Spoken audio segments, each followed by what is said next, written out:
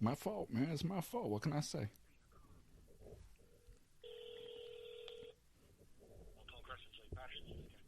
Yeah, this is Thomas, Free Me Podcast with Temujin Kensu.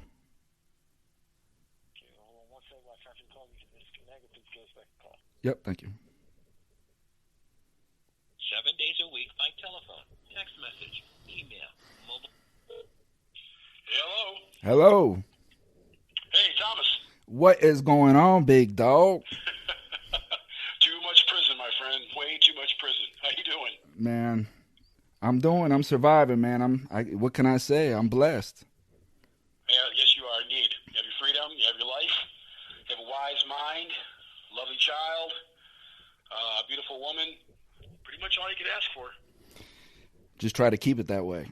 Exactly. So what's a good word? You know, I really don't even have too much to say, man. You know, we're just in perilous times, man, and I'm really just trying to get people to understand. It's like people are asleep. They don't want to. Oh, yeah. They don't want to hear the truth. They're denying facts. Yep. You know, so it's a lot of seriousness. You know, there's no time to play. Well, you know, the reason that they're able to do this to us, and this has been said 1,000 times, is because we don't want to be disturbed from our little reverie. You know, we want our Super Bowl game in our easy chair with our home delivered pizza, and we don't want to have to get up out of that chair and give up that Super Bowl and give up that pizza and give up our comfortable life. So people just tend to kind of go with the flow until it hits them, and it's like everything in life. Unfortunately, it gets there and it's too late for you to do anything about it. So, you know, I'm watching what's going on with China right now, and they're just basically taking over the planet.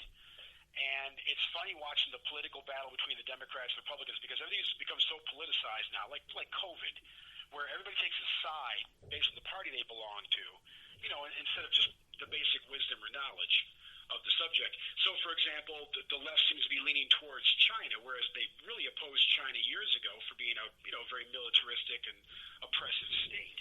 And I was talking to a couple of my just super liberal friends, and I said, listen, you guys realize that if China were to take over America, there'd be no transgenderism, there'd be no minority rights. China only recognizes itself, and China only recognizes the Chinese people. So even though it says it espouses a communist doctrine, which is supposed to preach equality, in fact, China has never allowed anybody other than the Chinese to hold any positions of power or wealth or influence in China. And that's why they're slaughtering the Uyghurs. The Uyghurs are Muslims, and they're of a Mongolian bloodline. So they're a horrendously racist people as far as their national mindset goes. And they do not allow gay rights. They do not accept transgenderism. They do not accept minorities by any means. African Americans would be massively oppressed if China were to take over. And yet I'm seeing the left kind of like, well, Trump hated China, so now we love China. And I'm old enough to remember when the Democrats were massively opposed to China and spoke out against China all the time. And it's just when I see these divisions, like you said, people put these blinders on based on political affiliations. And it's gotten so crazy now that China's out there taking over nations and slaughtering people and running mass rape campaigns and forced sterilization of Uyghur women who they butcher like it's nothing.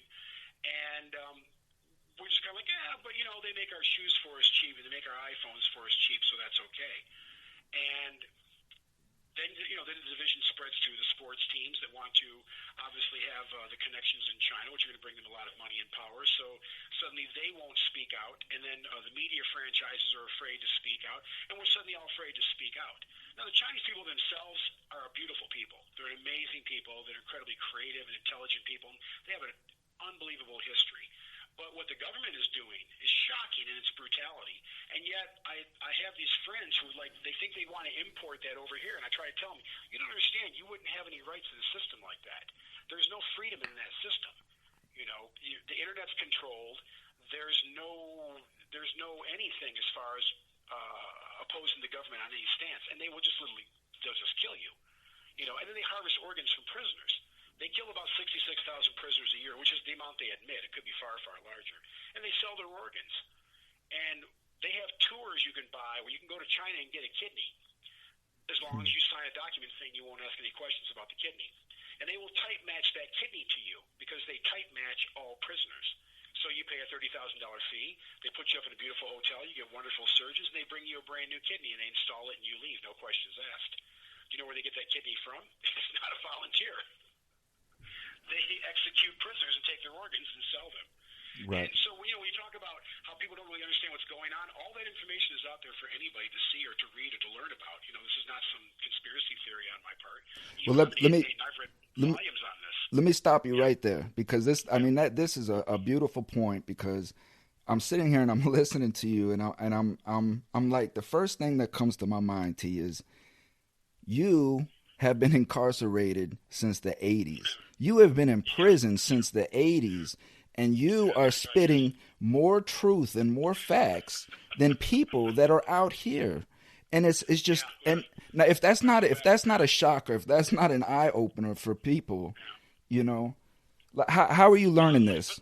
How are you learning this, T? Like you, I care about what's going on, but more importantly, I just make the effort. I have people send me internet downloads. I watch the news constantly, and I try to watch all the news, no matter what I think of the viewpoint, because you see the agendas hidden in the news, obviously.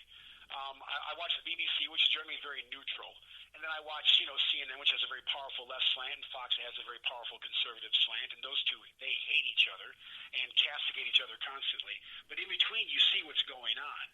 And that's why I was talking about this division. Just 10 years ago in this country, we were not politically divided like this. And for the youth now, they can't remember a time when they didn't just hate each other. And I sit back and, I remember being at the University of Michigan, and you could have debates about anything, on any political topic, and even controversial subjects like gay marriage or abortion, and nobody hated you afterwards. There was no name calling. There was none of this venom that you have now. Now the hatred is so great that, there's, of course, cancel culture and shutdown culture and this mindset that we can't even discuss these topics. And so the problem is one side is not trying to win the other side over anymore in the debate. There's no debate. It's just pure hatred. I've taken this stance. You have that stance. I now hate you and want you dead. And when people do this, what they don't really realize is the people way up in power are sitting back laughing, watching the division and pushing their agendas basically unopposed. I just watched a phenomenal program on the History Channel about things like the Masons and the Bilderbergers. And I'm not going to get into some conspiracy rant, but the people that are in power are able to push their agendas through because we're so focused on the petty crap. Well, the same thing happens in prison. It's the same dichotomy in prison. When prison was very, very violent, when I came to prison, it was very violent. Staff didn't have time to worry about the petty things, like if your cell was clean or if you had the appropriate clothing on. As prison got less violent through the 90s, they had time to focus on the more petty stuff. Now the kids that come in are completely messed up. Most of them are on psychotropic meds. They're completely not political.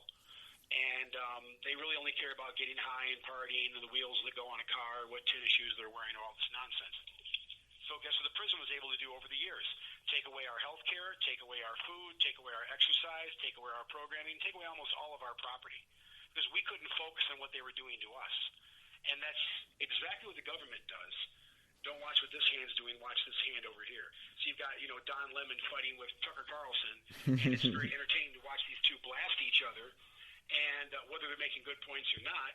But in the meantime, we're developing these biases that are so great, we don't want to hear anything except what our side is saying, no matter how ludicrous it might be. And both sides say some crazy things. And then that hatred is there. When that hatred is there, you've got kids burning down, cities and accomplishing nothing because nobody's listening to a kid burning down a city. And then the other side hates you and wants you locked up and put away forever, so they don't want to hear what you've got to say. They've already formed their opinions about you. In the meantime, those in power are just pushing agendas through. It's kind of like if you look at what's going on with Biden right now, there's all this talk. We're going to spend trillions on infrastructure. We're going to do all these things. I'm going to tell you something right now, Thomas. No, they're not. None of those things are going to happen. We were going to do bullet trains in this country 50 years ago when Japan was putting them together, and they worked phenomenally in Japan. We were going to do amazing infrastructure, new highways. GM had an electric vehicle 40 years ago that worked wonderfully, and guess what happened? They canceled the program and destroyed all the cars. These things are not going to happen. They're not going to happen. This is just talk. I'm almost 60 years old. I've been listening to this talk my whole life. And these are just distractions to to get money. Well, And take that money. Biden built his career off plagiarism. I mean, that's proven facts. It's proven facts. I mean, and it's these aren't opinions; these are facts. And again, He's a horrible human being. for real, you know. And he lies, he cheats. Liberal debate. Yeah, his whole career has been corruption. Everyone knows what he was doing in China. Everyone knows what his son was doing, and that's what I mean. We're so divided. You can't say boo about Hunter if you're a conservative, for example, because you're just saying that because you're a conservative, not because he's a horrible human being. This is a guy who was banging his dead brother's old lady. You know, he's got kids by women that he won't pay for or help take care of, that he completely dogs and treats like garbage, though he's worth tens, if not hundreds of millions of dollars. There's videos of him saying and doing the most horrible, awful things. He's got rooms full of hookers, snorting lines of cocaine, sex with young girls, just all facts. All kinds of deviant stuff. Yeah, all things that would have him in here doing 150 years if he wasn't who he was. And this is not me taking a side. The man's a monster. Okay, you know what? There's monsters on the right too. George Bush lied his ass off and took us into a war in the Middle East that we all. I don't even want to talk about that guy. Nothing but fallacies. Nothing but fallacies. There was no yellow cake. There was no plutonium. Saddam had no nuclear weapons. This is all bullshit. That was about money and oil and the allegiance, the deal that we made with Kuwait. But again, I'm not taking a side. These are just simple facts. The problem is right now we're so divided, people start taking sides. And then once they take sides, listen to the media, the way they fawn over Joe Biden like he's some messiah who's come to save us all. The man can barely finish a sentence because he's got senile dementia. That's not an insult. Well, and that's when you go when you do the research, right? When you do the research, and I just want to say, because for my audience, right? So that my audience is aware. It's very hard for Temujin to hear in his environment. So it's very loud, it's very echoey. So it may sound like we overtalk each other every once in a while. So I just don't want you to I don't want you to misconstrue his demeanor or his personality. But so once you do the background and you do the research, and you understand who owns these media entities and where they decide their money goes, then you'll start to understand why everything on every channel kind of, resembles the same message, Yeah, absolutely. Yeah, the talking points are so identical that one thing I do like when I watch Fox is they'll show clips from every person on the liberal side, and they'll use the exact same word-for-word talking points. These are scripted claims, scripted arguments. They're actors. They have to remember that these people are actors. That's right. That's exactly what they are. Thank you. They are actors reading scripts. Mm-hmm. I don't know how many even believe the stuff that they say. A lot of these are very intelligent people with degrees. These are not unread, illiterate individuals. They know a lot of what they're saying is a lie, and that comes from multiple sides too. But and I'm not picking on Biden and saying that Trump was the savior of the world either, because he did and said horrible things. My point is we're letting horrible people rule us. And now we're arguing that Biden's the lesser of two evils, and the first thing the man did was he came in and started destroying the economy. You know, I watched the oil spokesman just the other day make an amazing point. People forget how important oil is to us. Now, I understand that there's an ecological concern, and I totally respect that, and I absolutely support defending the environment in every possible way. But people forget that everything is plastic. Prescription medications are made from petroleum. Everything's made from petroleum. The clothing you're wearing, unless you're wearing pure cotton, is coming from petroleum. And even the steel things made in this country, steel is made from carbon. Carbon is put into steel to make steel, and that's made from coal. So if you people out there think that we're going to get rid of coal now, and we're going to get rid of oil now without replacements, you're going to live in a world that doesn't have plastics, which is 90% of everything, including the telephone that I'm speaking on right now and the wiring that's running it. Mm-hmm. The fiber optic cable, all of these things are coming from plastics and from petroleum. Mm-hmm. And the steel that makes everything, including the electric cars. So the point the gentleman was making was this: he was looking at an electric car. He said, well, that electric car right there, it's got about 480 pounds of coal in it for the metal that's in that vehicle right there. Just a small amount of steel in the vehicle, a lot of it's aluminum. He said, and there's thousands of gallons of petroleum in that vehicle because that car is 90% plastic. So again, you think you're going to get rid of plastic, you think you're going to get rid of oil. Nobody's talking about a world without plastics, of course. What we're talking about is a world without oil, getting rid of oil. So when we do that to our country, when we take away oil, even if we want to get rid of oil-powered vehicles or petroleum-powered vehicles, we're forgetting that oil is in everything else, including all of our medicine. So it's not going to happen. Lumber is now going massively through the ceiling. Guess what they're making now? They're making plastic lumber. And it's durable, and it lasts longer, and it's tougher, and it doesn't rot, it doesn't get insects, and it's a wonderful product. But it's made from petroleum. So again, we have to figure out what we're going to do. You don't walk in and say, we're getting rid of oil, and there's no alternative. We're getting rid of coal, and there's no alternative, because you have to have coal to make steel, and you have to have oil to make plastic, to make just about everything. And that's what people need to understand. So when I tell you these things are not going to happen, they're not going to happen. Right. We're not going to shut down the oil industry. The So, next person's going to come back in. This is all a game. Trillions of dollars will have been stolen and wasted, and he's going to turn the oil tap right back on, and he's going to turn the coal tap back on. Whoever comes in, whether it's Trump or somebody else. And we'll be paying taxes on those trillions for the next 40 years. So, and prisons will still be full. Right. We're not So, going to defund the police because the government's not going to give up its power to control the people. Of course not. Getting rid of law enforcement. No. Of course again, not. These things are not going to happen. Absent a world war or a revolution. Revolution is such an ugly, ugly thing. It is, but I don't think we're at the point there yet. But this is well, I don't know about that, because this is a snowball and it's not stopping, and until you're right about the snowball part. Right. So until and again, this is the premise of my show, and a lot of what I do is trying to unite the Americans, to bring them home and understand that we are the boss. We are the boss. Those people have to, as long as they still have to come to us for their votes, then we know that we're still in charge. But we just have to start acting like we're in charge, and that's coming together, stop fighting with each other, right? And the reason why all of this is relevant, that we're sitting here talking about all of this, is because what Temujin is trying to say, and what I'm trying to say by these examples, is that what we're doing now is not going to happen. Us sitting here keep asking for change it's not going to happen. And these are examples of when these politicians tell you that they're going to do something and they don't do it. Right?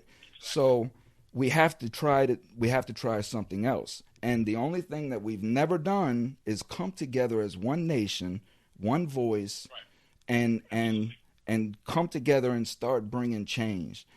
60, 70, 100 people. The citizens, unless you've ever done this, unless you've ever done what Paula Kensu has done, or Charity Hansen is another shout out, these ladies have put together rallies and begged people to come to these buildings, right, on hot sunny days, to cheer for somebody that they may or may not have any reason to go for. And if they're lucky, they may get 30 people, 40 people. And all that is an inconvenience to these people for the day. That's all it is. And they'll say tomorrow they'll be gone. By 2 o'clock, they're up there looking out the window. By 2 o'clock, it's going to be 100 degrees. You'll see them thin out. It doesn't do anything, and it's a waste of time and energy. So T, how does all of that tie back into your situation? Well, the problem is there's an amazing group of young kids that have woken up, which we've spoken about before, that are out there demanding change. The problem is that they lack, like you said, the unification. There's enormous strength in numbers. The problem is we haven't developed the numbers because we're all infighting. I mean, literally just today, they had the Democrat mayoral debates for the mayor of New York, and you had a group of people on the stage that were basically saying insane things, including, I'm going to get rid of all the police, and I'm going to bring in social workers. But more importantly, they were all sniping and biting at each other. The one white guy on the stage was making these ridiculous comments like, reparations, because the black man's going to like me if I say I'm giving him free money, which is one of the most insulting and degrading things ever. Even the black people on the stage weren't saying reparations. The white guy was saying reparations, and I want to give bonds to minority children so they have money growing up. He didn't mean any of that. He's just doing what they do. He's just trying to earn the black vote through a bunch of nonsense. But more importantly, almost everybody on the stage was insulting each other. They couldn't even agree on a platform. Now, these are all people that want to run for the mayor of New York, and they didn't have one common point they could all agree on. And there's exactly why we fail so very much. Because these people want this position, they all stood there and insulted each other. They yelled at each other. There was one girl who was part Hispanic who screamed bloody murder. How dare you? You don't speak for the brown community, as a black man said, on behalf of my black and brown constituents. And the point was they hate each other. So if you're all fighting for the same job, for the same party, you're supposed to represent the same values and the same people, and you're up there treating each other like trash and showing nothing but hostility towards one another, I wouldn't have voted for any of them because of the way that they acted. I mean, it was literally that bad. Well, that's what I say. In the presidential debates. That's what I say. That's what I say. That's what I say right there, T, is listen, you want to wake these people up? Don't vote. Yeah. Don't vote for none of them. Right. Just don't even vote. One thing that happened with Trump, and this is going to piss off all my liberal brothers and sisters, but the fact is, one thing that Trump did was he shook up the system because nobody expected that. Mm-hmm. Whatever you think of him and his agenda and Orange Man bad, I understand. Whatever you think of him, he shook up the system. I love Tulsi Gabbard. I thought Tulsi Gabbard would have been a great choice because if you want to click off boxes of woman and minority and military veteran, she's anti-war. Biden's literally already hinting we're going to be getting in more wars soon. And he's already talking about Syria, and maybe we'll have a conflict with China, and maybe a conflict with Russia, which we are not ready for, by the way. Tulsi Gabbard said this is all a bunch of garbage. She spoke eloquently and intelligently. She's sharp. She's educated. She's I believe she was a captain in the Army, and a very skilled, decorated veteran. She probably would have been a phenomenal choice for president because besides clicking off all the boxes that everybody seems to want on both sides, her viewpoints were very middle of the road. But the problem was people don't want middle of the road. They want extreme. They want the extreme right, the extreme left. And what we really need as a nation is middle of the road. What are these 50 points we all agree on? Why are we going to war with each other and hating each other and trying to destroy each other and then claiming we're going to build a new nation? So Biden, through his whole campaign, was going to be the uniter. And what's he been doing every single day since? He's been insulting people. He's insulting people, man. America, a white supremacist. You, Thomas, as you now know, are a white supremacist because according to Biden and a lot of people pushing this nonsense out there, every white person is a white supremacist. So it doesn't matter who you love. It doesn't matter who your child is. You know, you're a white supremacist who's gained from white privilege. It doesn't matter how much time you did in prison by a corrupt system or how much time I did, prosecuted by white people, a white jury, white judges, white prosecutors. Well, how come he's not saying he's a white supremacist? How come he's not leading with that? Very good. Because the person making the accusation isn't. And that's the whole trick. I now have the platform. I get to call you names and put you down. Now we're taking kids in schools who didn't have any racial biases, who play together and get along. My grandkids not only don't have any racial bias, my granddaughter has a black boyfriend. She doesn't see race. She's white and Hispanic. There's no racial issue for my grandkids. Not a single peep out of their mouths. You know what they're now hearing in Flint schools? They're all a bunch of racists. Yeah. So my poor little grandson and my granddaughter and my beautiful older granddaughter, who's now graduating, are all being told they're racist. They've had nothing. They've been poor. They've been broke. They have been absolutely without. They're now being told they benefited from their white privilege. And even though they've had a horrible life because their mother has drug problems and she's not even in their life, they've all benefited from white privilege and they're all a bunch of racists. And they all need to be put in their place. Yeah. So guess what that's doing to them now? It's messing up their heads, and it's making them look at race for the first time in their life when they never had a racial word come out of They didn't even know what race was until it was taught to them, see? It meant nothing to them, no, because these kids are growing up with people of a massively diverse background in their schools. So they think nothing of seeing a Middle Eastern child or a child from India or a Native American. It doesn't mean it's just a person to them. It's all for division. It's all for division. Exactly.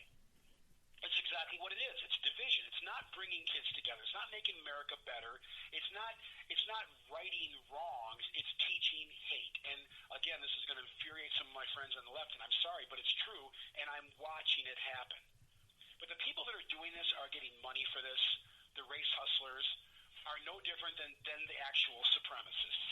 They hate, they despise, they teach hate, they teach anger, they teach intolerance, they accuse, they vilify, they demonize, and they hurt people. They are not healing anyone. Now, you can have a program, not critical race theory, but you can have a program where you come in and teach kids about how it's important to respect everybody and love everybody, that we're all the same. You can teach them about the science that says the reason we can procreate together is because we're genetically created to be compatible. We're not that different. We have difference in hair maybe, or difference in skin colors, but our hearts transplant and our livers transplant and our kidneys transplant because we're all the same in the end. We're just one race of man with a bunch of varieties. We're Baskins. We're Baskin Robbins, and we're just all the flavors of ice cream. That's right. But That's right. I mean, if you're going to if you're going to teach the kids race theory or whatever you want to call it, right? Then you teach them this was invented. This was created by man. It was created to result in division. This is why it was created, right? And then this resulted in a slave trade. Then America was built. We brought slaves over here. It's all in historical sense with the purpose of teaching why it was wrong, and then you give examples of what came about, you know, and again. We pretend that every race hasn't done this, and every race on this planet has enslaved somebody. The Japanese brutalized the Ainu people, who were the indigenous people of the Japanese islands when they went there thousands of years ago. And the Scots, my ancestors, wiped out the Pictish people. And the Romans slaughtered the Gauls and the Germanic people. I mean, you can go on and on and on through history. The English enslaved the Scots. This has always been part of man's history. Obviously, the Islamic slave trade led to the deaths of millions of people in brutal conditions we can't even imagine, even worse than what was seen in the South in America. So this is a part of man's history. This is not a white thing. White Dutch were buying their slaves from the Portuguese. Just for starters, they controlled the slave trade when the Dutch were buying them, and then you had a lot of Jewish companies that bought and sold slaves.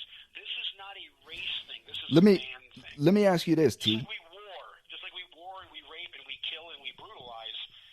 It's not a racial issue. Well, it's a power and a class thing, power and class. But let me ask you this.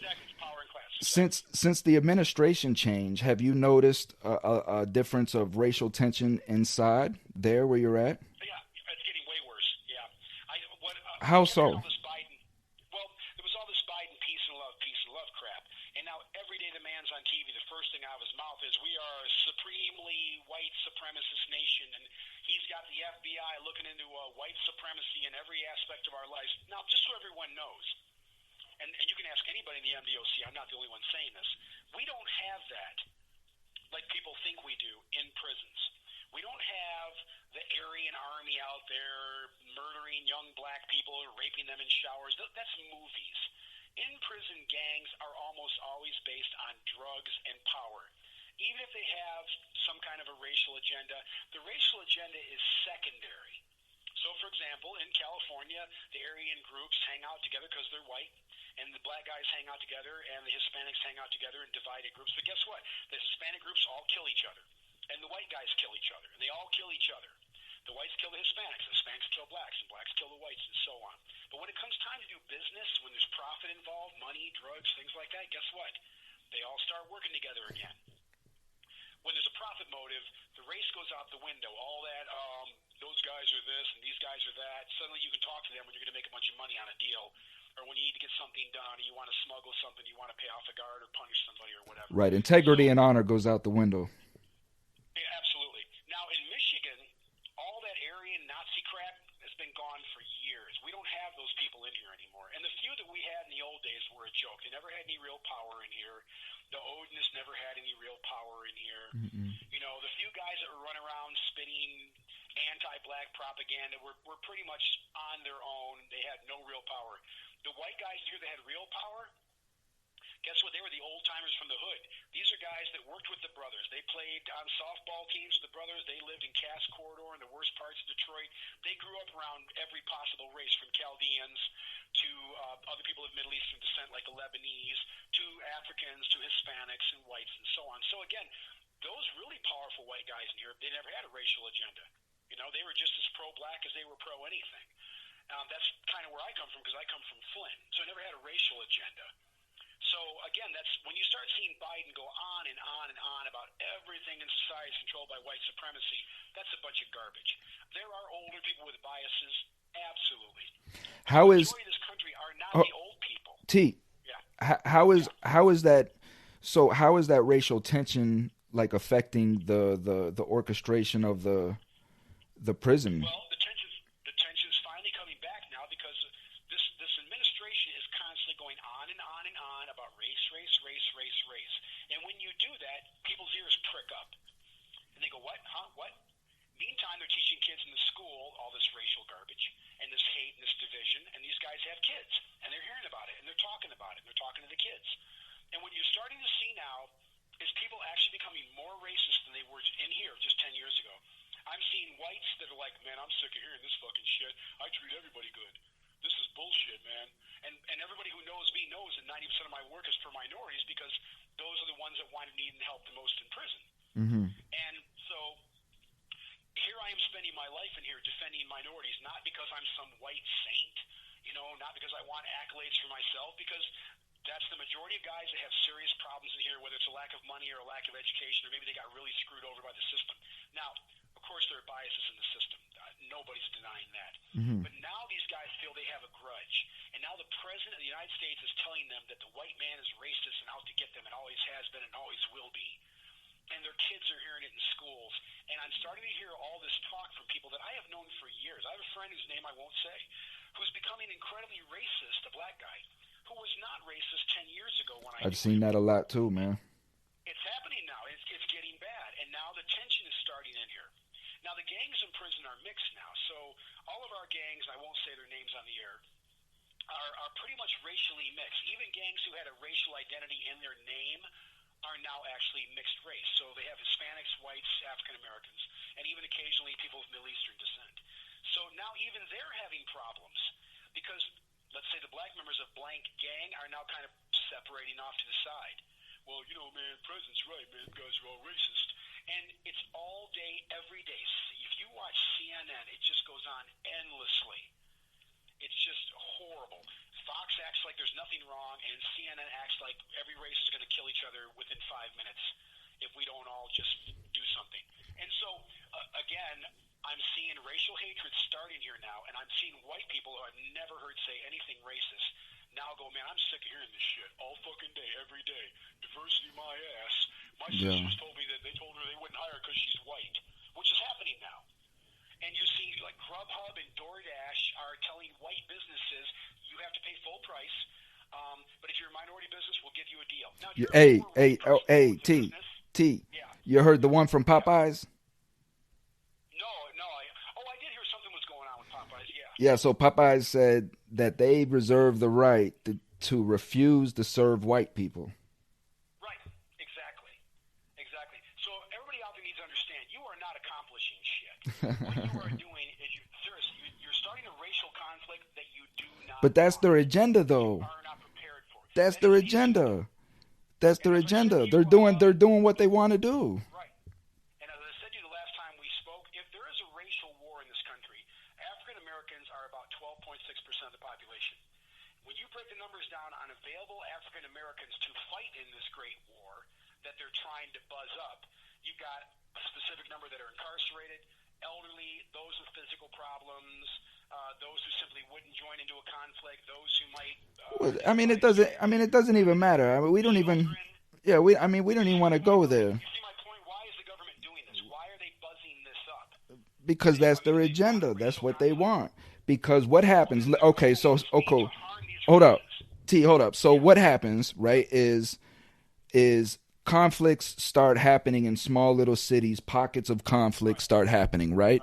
It's the same. What another message that I'm trying to get out is what they teach in prison. The same structure is what they teach out here. It's all government. It's all government training. So as soon as small pockets start to form in different cities, they're going to come in. They've already got bills written for this. Right? This is how these bills come out so fast. As soon as a pocket or an uprising happens, a bill comes out the next day that's 5,000 pages. That shit has been sitting on a shelf because they know that it's coming, right? So they're buzzing up a race war, basically, is what they're doing. And then it comes time for people to. Now we've had those in prison, of course, in just about every state. And so what happens when you have that? People choose what side they're going to align themselves with. So, for example, the Hispanics generally align with the whites when it comes to a fight against the blacks. The Asians, for example, when I was out in Washington State, they very much stick to themselves, and they're kind of against everybody, but they will sometimes unite with the Hispanics. But what happens in society as a whole? You're going to have, like you said, pockets starting in cities. I mean, already you're seeing a lot of random violence against Asians, and I'm not even sure why. One thing we don't really see here in Michigan or in this prison system is Asian hate. I don't hear anybody saying anything negative about Asians. There was a feeling during the Rodney King thing with the Korean store owners and things like that, but I don't really know where this Asian hate's coming from. Well, I could tell you where it's coming from. I could tell you because of COVID. You know. Well, I want to believe it was from COVID too. But if you recall, when Trump would say like China virus, the left would go nuts. And yet, what you're seeing is a lot of minorities. The majority of assaults against Asians are by minorities. I have not been able to figure out from talking to my African American friends. Where is this coming from? Even the brothers that I know in here are like, dude, I don't know. I don't have no problem with Asians. And we have Asians in here, and nobody's messing with them. But on the streets, they're just walking and just punching them in the head. So it could be COVID. It could be some backlash against the other things we know that China's doing. Or it could be just this thing that's building, and that's where it's beginning. It's starting there. Well, we're also seeing Europeans get assaulted, too. And so eventually, you're not seeing Asians fight back. You're not seeing Europeans fight back. But eventually the point will probably come where some skirmishes do come. And when they do come, like you said, the government's going to swoop in to, quotation marks, fix the problem. And the way they fix problems is always martial law and taking away your rights. Yeah, So there's no question. The government takes. That's all they do. And that's what, again, that's what they do. When something happens in their what do? They come in with a sweeping arm. They just take it all. They take everything. That's it. Right. I've been in prisons that rioted, and every time it happened, it's not like some television movie where we win a bunch of freedoms and the inmates are all cheering. The next day, the warden comes out and gives us all steaks for dinner. Yeah. In reality, they take from you. Yeah, that's TV. Yeah. That's Hollywood. That's why we're at. Yeah. Anybody's done time knows, like Attica, they come in, they kill some of you, they beat some of you down, they lie, they charge a lot of people with crap they didn't do, they overcharge other people who did do something, including the peacemakers, who tried to talk the whole thing down, because suddenly they become leaders of the revolt. And then on top of that, they change the rules, make it more strict, and it never gets better. I was at this prison in 1996 when it blew up, in the summer of 1996. And we lost a ton of privileges then, and here I am back here in 2021, and none of those privileges are back yet, and they're never going to be. Never going to be. Gone. When it's gone, it's gone. And that's what's going to happen in society, too. Yep. So when people think, oh, my God, gun violence is horrible, and it is, they think, let's get rid of guns, and then they start throwing crazy phrases like assault weapons around. Everybody out there doesn't realize that's a polemic. That's a fake term. Just because a gun is black doesn't make it any deadlier. There are wooden rifles like the Ruger Mini 14, which, by the way, the MDOC uses. It's a wooden, plain old, everyday rifle. It shoots the same round as the M16 or the AR-15. It's semi-automatic. It takes the exact same clip. It just looks like a deer rifle. Nobody wants to ban that because it's wood and it looks like a deer rifle. But guess what, folks? Same clip, same bullet, same capacity, same death. Well, it doesn't matter what kind of in my point of view, T, it don't matter what kind of it doesn't matter what kind of gun it is. I want it. Right. If the military has it, if the government has it, if anybody has it on the face of this planet, I want it for my protection as well. And that's the bottom line, and that's my right. Yeah. And that's my right. Wanted a militia, and everybody forgets what the government wanted a militia for. The founding fathers came from a place of England where it was horrendously oppressive, where they would throw you in prison for 10 or 15 years without even a trial, then just take you out and execute you. And when they came here, they said, let's make sure this never happens again. One thing we're going to do is we're going to give you the right, you people, the right to fight against us and stand up against us if we get out of hand. Now, you have to think about how amazing that is, no matter what you think of the founding fathers, that they were brave enough and confident enough to say, we're going to let you arm yourselves as much as you want. And just so everyone knows, Thomas Jefferson had 2 cannons at Monticello, functioning cannons. The President of the United States had 2 functioning cannons. Not to shoot his neighbors, because in those days you could have anything, including a cannon. So I hear people go, the founding fathers didn't expect you to have high-capacity magazines. Yeah, actually they did. Yeah, they completely did. Back then, guys would carry multiple guns. Trust me, if they had them back then, they'd be carrying them. Get off the gas, man. They carried bandoliers with like 10 pistols preloaded. Get off the had a bunch gas. yeah, they had guns in their canes. They had guns in their snuff boxes. They had a watch gun. These guys were doing this to defend themselves, not to be oppressors. And they were probably never robbed, you know? No, exactly. No, and that's the whole point. So we can't say, well, they didn't plan for this. What's happening, though, and what everybody seems to be missing, and I just watched the Columbine special, too, people are forgetting it's how messed up our kids are that's doing all of this. It's not the guns. The guns were there 50 years ago when there weren't mass shootings in this country. And this is what nobody's talking about. It's just get rid of the guns. Right. It doesn't change the problem. Why are people doing this? That's the issue. What has happened to society? And forgive me if I'm preaching, but what's happened to society? Right. What? And I say that, and again, I say that as well. And I post that on Facebook. Is why is as soon as something happens, the first thing that you hear is taking away guns. I've never not once heard any bill or amendment or any motion or any kind of talk about installing some sort of gun education into our elementary school or gun education into our middle school and start teaching these kids. Messed up kids. You know, The just. mere fact that our kids are so messed up that they're doing this. But again, it's all agenda. It's all agenda, partner. Agenda, and that's what I want everyone to understand. This is completely agenda. And let me give people just one example. When I was a kid, I was in junior achievement, and so in junior achievement, they had a shooting program. Now, just for people that know I'm a little bit older, of course, when I would ride the bus to school, I would carry a .22 and 2 boxes of shells in a gun case on the bus with me every day that we had the shooting program. On the days that we had archery, I got onto the bus with a bow case and a bunch of arrows with different kinds of tips, including big razor broadheads. We didn't shoot each other back then. I got my ass kicked one day by this huge hockey player named Brad Dillingham. I probably shouldn't say his full name on the air. But anyways, he beat the snot out of me over a girl named Sue. And I had a gun on the bus with me, a loaded gun with clips and 2 boxes of .22 caliber high-power shells. So did I load my gun or did I rack the gun and shoot Brad in the head in front of everybody who humiliated with a bloody mouth and my lips all tore because my teeth were shredded from where he punched me so hard in the face? No, I never even thought of doing that. I also had a giant hunting knife on my hip because you could carry a knife in school in those days. A lot of us wore hunting knives. And again, did we stab each other when we had a problem? No, we didn't.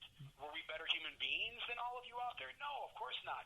It's that we didn't grow up with that mindset that this is a solution to our problems. But the people say you're a secret. The people say you're a secret ninja assassin, man. Yeah, I know. So I should have gone and killed Brad tonight with, I guess, a throwing star or something at 2 o'clock in the morning. But in the meantime, what everyone out there needs to understand is I was a troubled kid from a horrendously violent home. I was in and out of foster homes and programs up the wazoo. And yet I didn't take that gun and shoot that guy who humiliated me in front of this girl I was crazy about and a whole bus full of my peers. Because we didn't do that back then. Because we didn't think that way. And that's the most important thing here. You're not going to change anything by trying to take away guns. You're going to start a civil war probably. Bad guys are going to have guns, which is, I know it's always said by the right, but it's true. And in the end, the kids aren't going to change. They'll find some other way to kill each other. You can still go buy black powder and some pipes and make a pipe bomb, or you can buy a knife and stab somebody. And so everyone knows in this country, go check it online, there are way more deaths from stabbings than there are from gun violence. So again, you're not going to fix the problem by focusing on guns. The question becomes, this is since Columbine, we have all these incidents, these school shootings, these mall shootings. Why? And nobody, including just as of yesterday, the Columbine anniversary, nobody's talking about it. No one's saying, why are the kids doing this stuff? Yeah. What makes them do this? Well, of course not. And I don't know how everyone is missing that. Again, it's that division, though. The right wants to keep guns. The left wants to get rid of guns. Nobody's talking about what's really going on. Because they still get all their information from CNN and MSNBC and Fox and from the TV instead of just putting in the work and doing the research themselves. But, T, let me shift gears a little bit now. So, first and foremost, Paula, who is listening, has started a swear jar, and she says you're up to she says you're up to I got a few bucks in there. yeah, she says you're up to $13 right now. That sounds like she's being very fair, actually. And then I also have I have a question about the CIU and what can we do to help them or so explain to me why you're still in prison, man. This is the most absurd shit I've ever heard in my life, man. Yeah, we get a lot of messages from some very, very connected people that are very, very upset. I just spoke to University of Michigan's Innocence Clinic today. So here's the problem we face, twofold. Number one, the state CIU, which is a conviction integrity unit or an innocence unit, is a little bit different than the Wayne County one. In the Wayne County Innocence Unit, their chief prosecutor, who's Kim Worthy, who's been wonderful about this process, goes in front of her judge and says, my team has looked at a case, we believe a mistake was made here, and this person needs to be freed. And they'll acknowledge the person's innocence. And they'll usually give a list of reasons. The alibi witness is shaky, the inmate snitch admitted he lied for a deal, or whatever it might be. And the judge will say, okay, this is your case, you're the charging prosecutor, or you're the chief prosecutor, and they dismiss it without too much kerfluffle. In my case, because it's being done by the state, it's controlled by the Attorney General herself, which is Dana Nessel, she's just been amazing since she came into office as far as her courage goes, tackling a lot of really controversial issues. But she created a CIU because a lot of counties refused to create a CIU, one of the most corrupt being St. Clair County in Michigan. And just so everyone knows, this is not me saying this. If you want to go online and Google this, Thomas Edison, the same Thomas Edison that we think about with electricity and light bulbs and the phonograph and such, Thomas Edison wrote a letter to his father many, many years ago, obviously, about Port Huron and called it the most evil, corrupt, disgusting place he'd ever been. And this is a man who traveled the world. And he said the people there are simply horrible. Now, he didn't mean all the citizens. He meant the people in power. He said that the government there was so corrupt. So you think about somebody saying this, over 100 years ago, Port Huron is still that corrupt to this day. So, Thomas Edison obviously was an incredibly respected man. And even he talked about how corrupt Port Huron was, which is St. Clair County.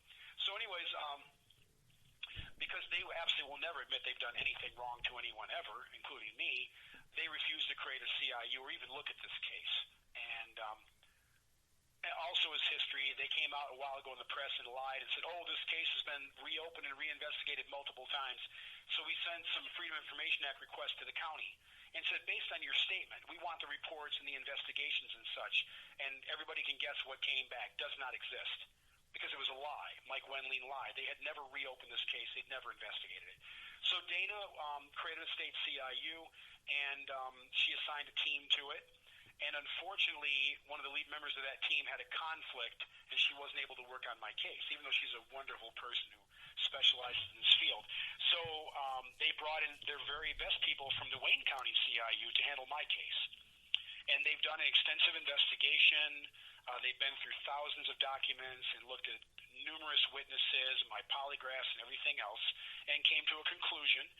And the next step will be basically, there's multiple options, but the main one would be to confront the county and say, okay, we've concluded that this man's innocent and you did this and you're responsible for A, B, and C.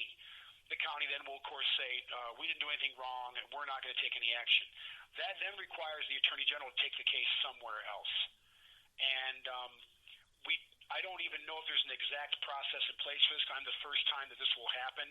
But the next thing they have to do is take my case out of that county to another county.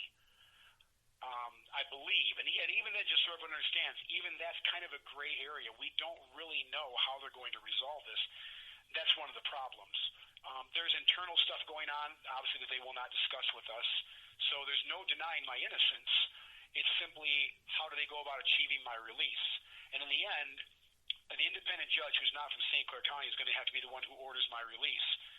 And what everybody's upset about right now, and I'm not going to deny that I'd like to go home myself. What everyone's upset about right now is that it's taking so long to get to that stage. With everybody else, when the Wayne County CIU rules, and Oakland County is opening one now too, which is wonderful. Just so everyone knows out there, Wayne County is Detroit, Michigan. Oakland County, if you've heard of it, is Pontiac, Michigan. So these are very, very big cities. So they've had a lot of problems in the past. The problem for me is I'm the test case, unfortunately. And, we would like to inspire the Attorney General to act more quickly. I don't want to be, abusive or disrespectful, but we are frustrated that it's taking so long to get us to that point. Whereas the other people their investigation's done, they very quickly get a hearing, and they literally go home the day of their hearing. So if I could get a hearing, I would probably go home the day of that hearing.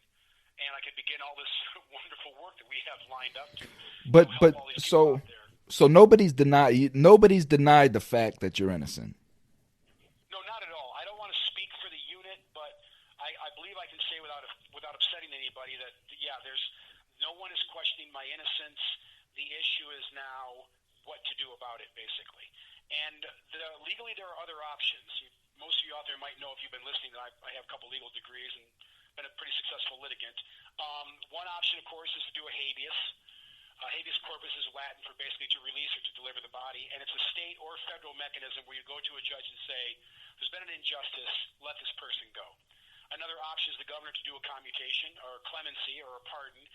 Michigan's governor, Gretchen Whitmer, has absolutely refused to take any action on my case. Even though she knows that I'm innocent, she's been counseled on this matter. She's been informed repeatedly by incredibly notable attorneys that I'm completely innocent. And we have to assume at some point she might have communicated with the Attorney General, but she refuses to act. For me or any innocent individual, just so everyone understands, Gretchen Whitmer will do nothing for criminal justice reform, to fix prisons in Michigan, or to help the hundreds of incarcerated people that are in prison that shouldn't be in here. And again, so everyone knows, Michigan leads the nation in wrongful convictions. So we are the worst. I believe Texas might have had more, but they have us so massively outnumbered that we're actually the worst. And unfortunately, we've had a series of governors who won't do anything about it. Yeah, what you're unaware of, T, is I've been interviewing guys out of Michigan, and I just had a guy, Trinity Matheson, on my show yesterday. I know Trinity is. Yeah. So, did you really? Yep, I had him on there yesterday talking about his case. Are you familiar with Horace Peterson and his case? Yeah, I am. Yes, I am. Yeah. So, yep, him as well, and I'm trying. You know the rally we had a while ago. Yes. So what I'm trying to do. We had one Wednesday, but we also had one about a month ago, which highlighted about 11 of the innocent guys that had got out of the Michigan system, some of whom I actually helped over the years. Yeah. And fortunately, I got to say hi to them on the phone, and they were basically saying the same thing. Why are you still in there? But I had no idea you were working with the other guys here. There's some wonderful cases, or I should say horrible cases in Michigan, highlighting what's wrong and the need for reform. And as I say, our governor's just... Well, have them reach out to me, because what I'm trying to do is, I'm trying to do it.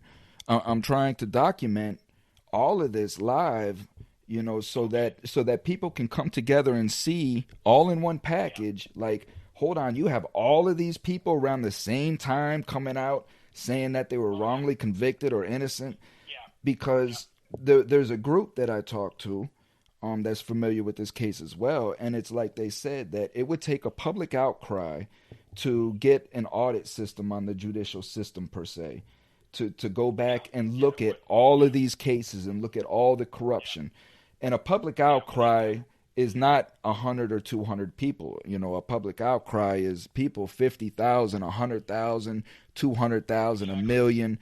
And what I want to do is, and maybe I'll get with Paula and start a what is the signature one that these people, the change.org or whatever, but start a petition. One of the best groups. Yeah. Start a petition dealing with asking the government, for some sort of audit of that time, because like we say, man, where you see one, you'll see 50.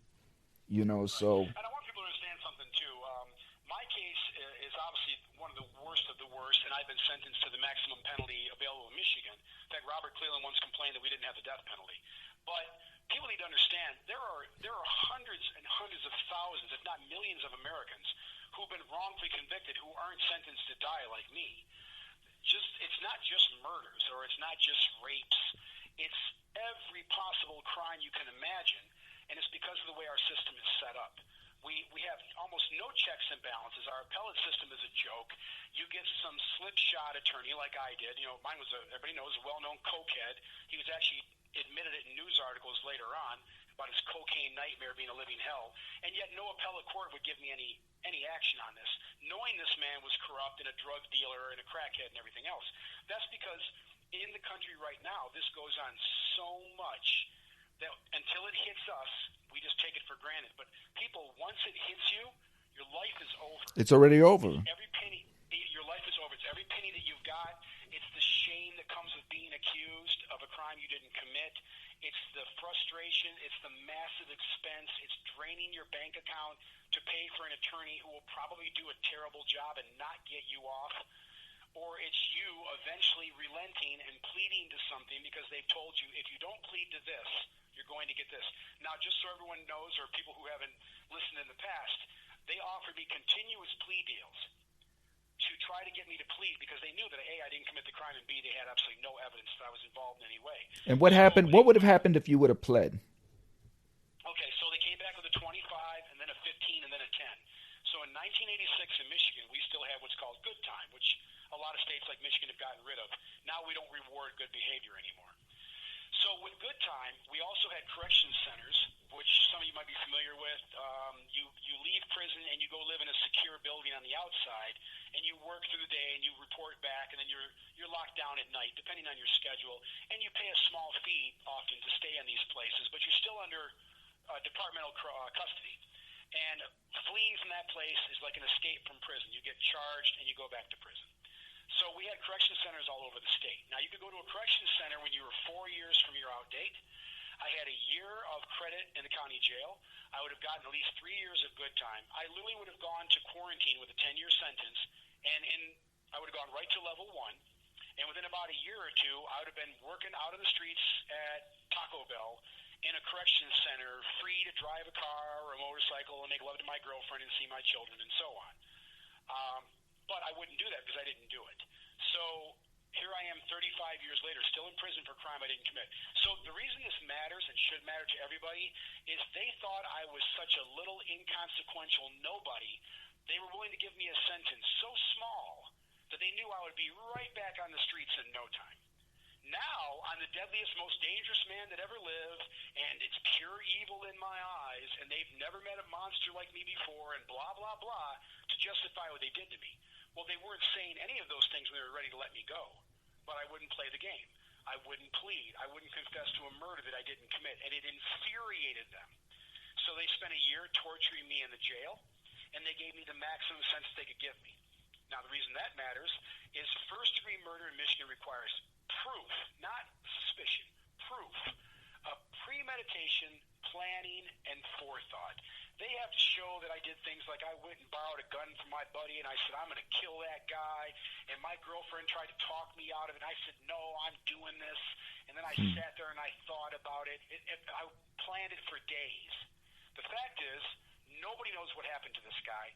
Nobody has any idea what happened to this guy other than he was shot by a stranger that nobody saw. And the real killers out there living a glorious life. Exactly.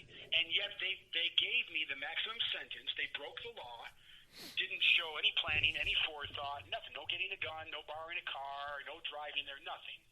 And gave me the maximum sentence, which in Michigan is a death sentence, basically.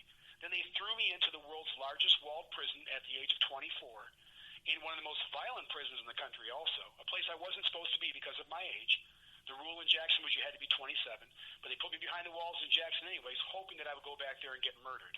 And Robert Cleland used his influence as a prosecutor to harass the MDOC to try to get them to make my life hell. And there are actually documents in my file saying that Robert Cleland is demanding that we weld this guy into a cell in Marquette, that we don't give him a job, that we just make his life hell. Now, I'm saying this on national television or a national podcast, if you will. See if Robert Cleland takes any legal action against me. He won't because he knows what he did. So, he's not going to be suing me for libel or slander because the man's a monster.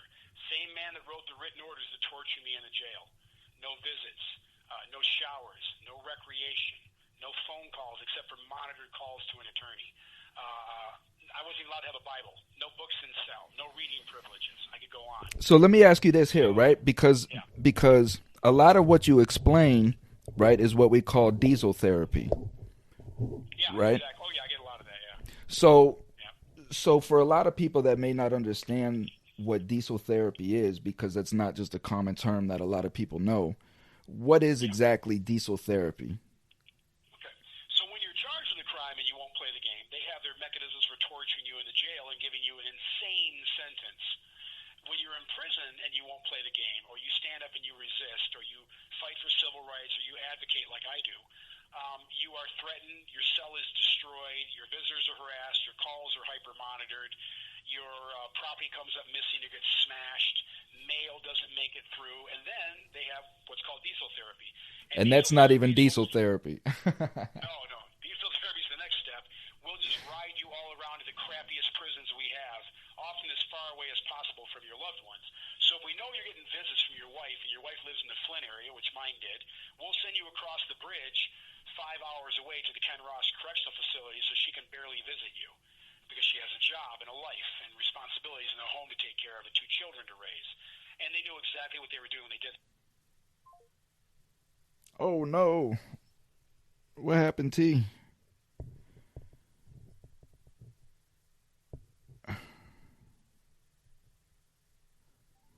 It must have been on his end. I don't think it was on my end. Correctional facility. Our regular business hours are from 8 a.m. to 4:30 p.m. Monday through Friday. If you know your... Wait while I transfer your call.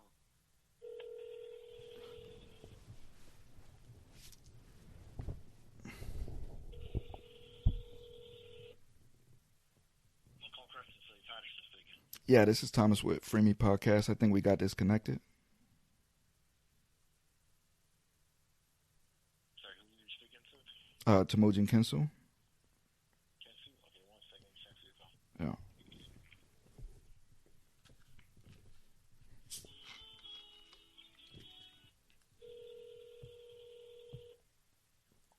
Hey, hello. Hello. Hey, we got cut off. Yep. I thought maybe they were in there beating you up, man. Hey, don't be talking about that diesel therapy. Don't be talking about that diesel therapy. Is that where we're on diesel therapy? Yeah, that's where we were at. We were talking about how they were taking you all over the place. Oh, yeah. So that's the punishment tool they use. They warn you, if you keep this up, we're going to ride you out. Their transfer policy strictly forbids that. Their grievance policy strictly forbids retaliation, and of course they retaliate continuously. And the goal is to break you. We'll do this to you so many times. And in these transfers, you always wind up losing property. You lose your job. You lose your pay. Or your stuff gets destroyed, or it comes up missing, quotation marks. One time they sent me to a place called Adrian, and they had to fix in. I actually saw the emails, and they put a plan together to basically take every single thing of value that I owned that you can't get anymore under the new rules. So I had a word processor and all these wonderful things that were grandfathered from back in the old days.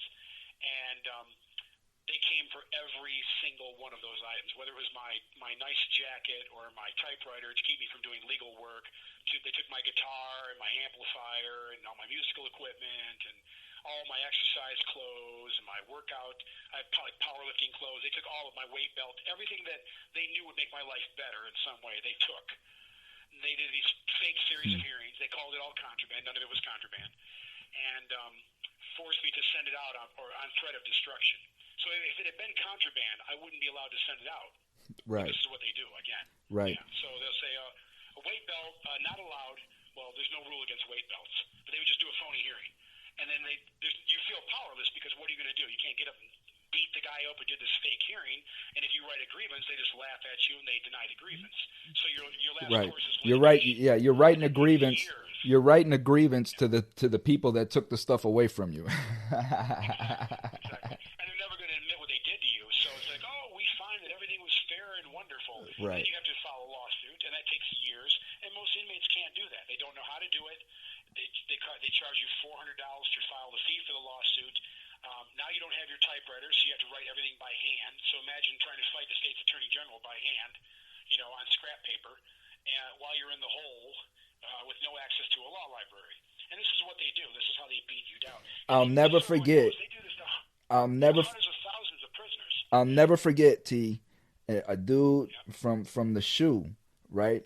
From the shoe, from the hole, wrote a motion and got it out on toilet paper to save his 2255. That's a very famous case that went to U.S. Supreme Court. That's right. Yep. Yeah. That's what we have to do, man. But again, That's what we have to do. When we get. Give me 1 second. He T. was blessed to even get away with that because I'm surprised in that case. I'm surprised that mail even made it out. Well, I think he gave it to somebody. He gave it to his celly, because that's what we have to do. If I know that my mail is being blocked, I have to send my mail across to to somebody across the hall and have them put their name on it and send it to whoever they send it to get my mail out. See, and that's the point that I wanted to make is no matter how hard they try, right? No matter how hard they try, us resilient people is always going to find a way to get it done. That's one thing about convicts.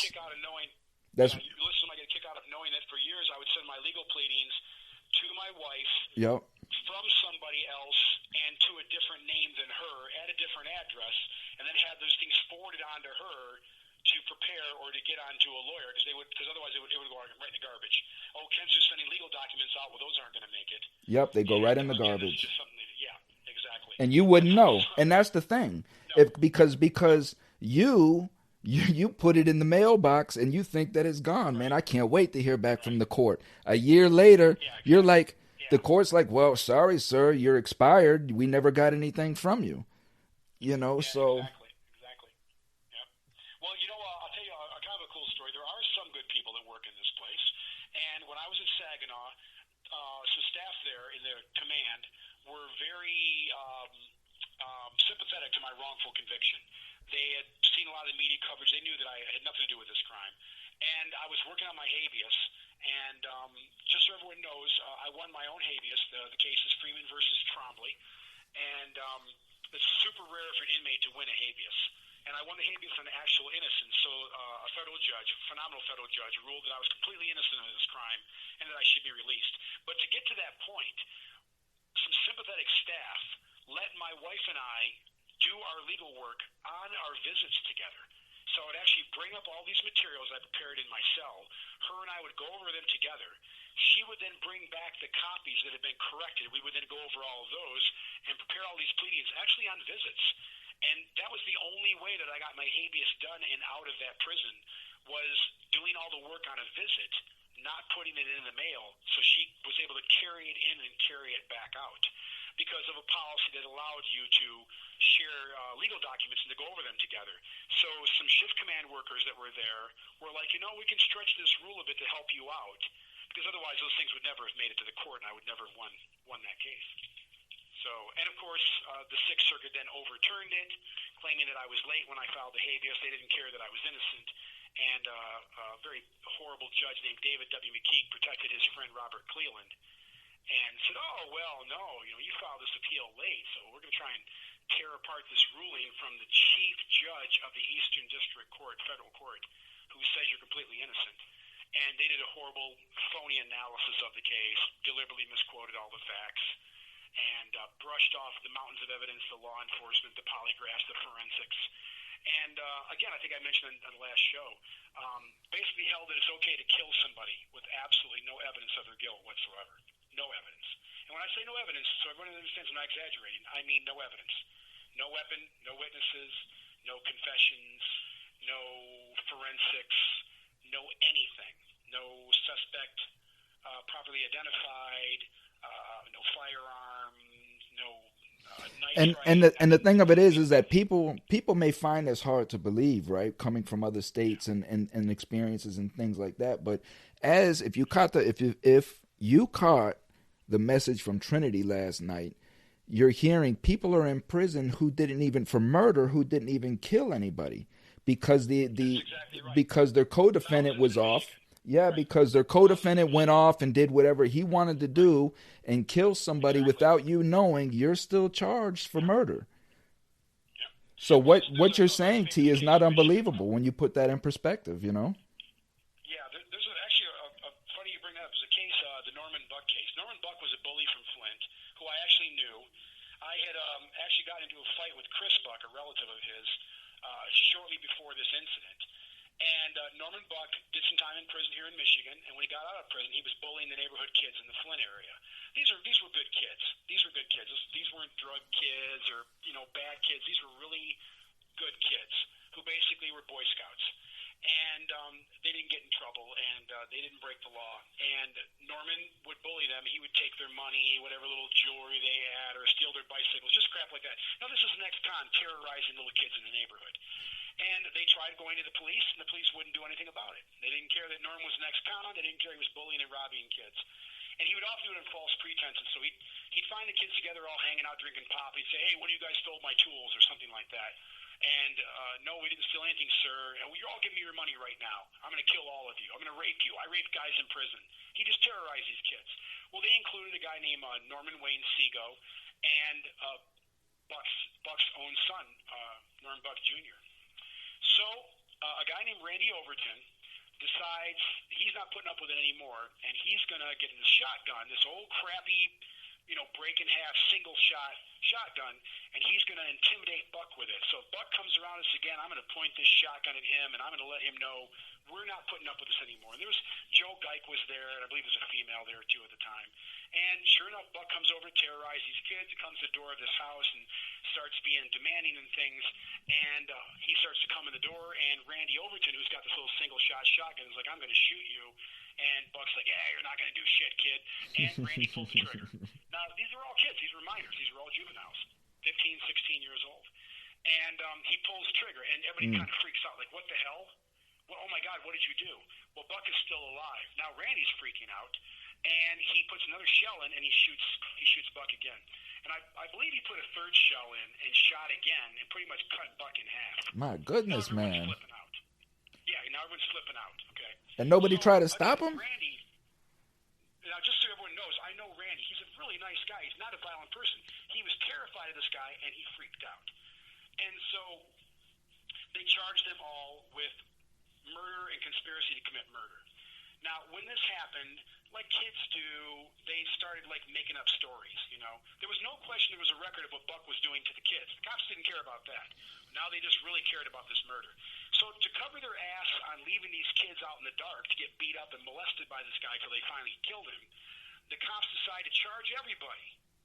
They didn't care what Buck was doing to the kids. They didn't care he was an ex-con who was terrorizing them and saying he was going to rape them and everything else. That was okay. Beating the crap out of them, that was okay. When they stood up for themselves and killed Buck, Randy was the only one who had done anything criminal and the only one who'd even said anything about pointing a gun at anybody. They took all of them and charged them all and then told some of them, well, you can snitch and you'll get a deal. And Norman Wayne Seago, who never held the gun, never fired a shot, had nothing to do with anything about planning to kill anybody. Norman Wayne Seago got natural life. This young kid, Norm Buck, who was Jr., who was completely innocent and is still in prison, he got natural life. Now, just so everyone knows, the murderer, the actual murderer, there's no question about who the murderer is, Randy Overton, he got 20 years. He got 20 years under Michigan's old system with good time. So the two innocent guys... That's exactly what Trinity was saying. Yeah, never touched the gun. They are still doing natural life in Michigan. When their cases are appealed by some very prominent attorneys, by the way, Michigan Supreme Court, in their awesome generousness, says, well, you guys didn't really touch the gun, so we're going to take that 2-year gun charge off of you, but we're going to leave a natural life sentence on you. Meanwhile, Randy Overton is on his way home. Many, many years ago, and I'm with him at Lapeer. This is in the 1990s. And he's done, I don't know, what did he do, eight years, something like that? And so he says, hey, listen, I want to help these guys. I want to tell the truth. And I typed up an extensive affidavit for Randy Overton acknowledging that Buck and Finney had nothing to do with this crime. Norman Wayne Seago, Finney's his nickname. That they had nothing to do with this crime. It was all me, that I freaked out, that I shot Buck, I reloaded the gun, I shot him again. What the girl said was true. Those guys didn't do jack. It was all me. He's home, and he's been home for, 15, 20 years? And those two kids, those two innocent kids, are still serving natural life sentences in Michigan, and the murderer is home. That's crazy. That don't even make sense, though, man. That don't even make sense. That's our system. That's our system, people. And you need to be concerned about this because you might think, well, I'm living a good life. I'm not doing anything wrong. That doesn't matter.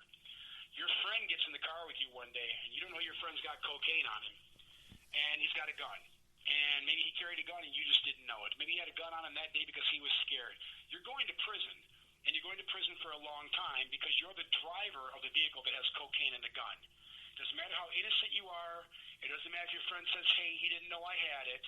In a state like Michigan, or a lot of other states. A lot of other states, man.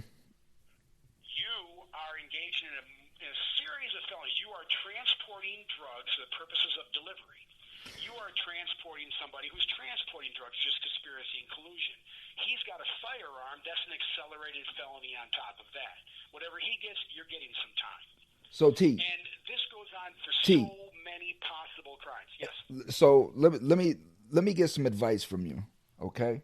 Yeah. Because I just heard a story the other day, right? And it was a mother who this is her only means of transportation is her vehicle. She don't have much, right? She's just her and her son. Her son just got his license, right? The next day, the mother goes to use her car. It smells like weed, and she finds a little bag of weed in the car, right? Yep.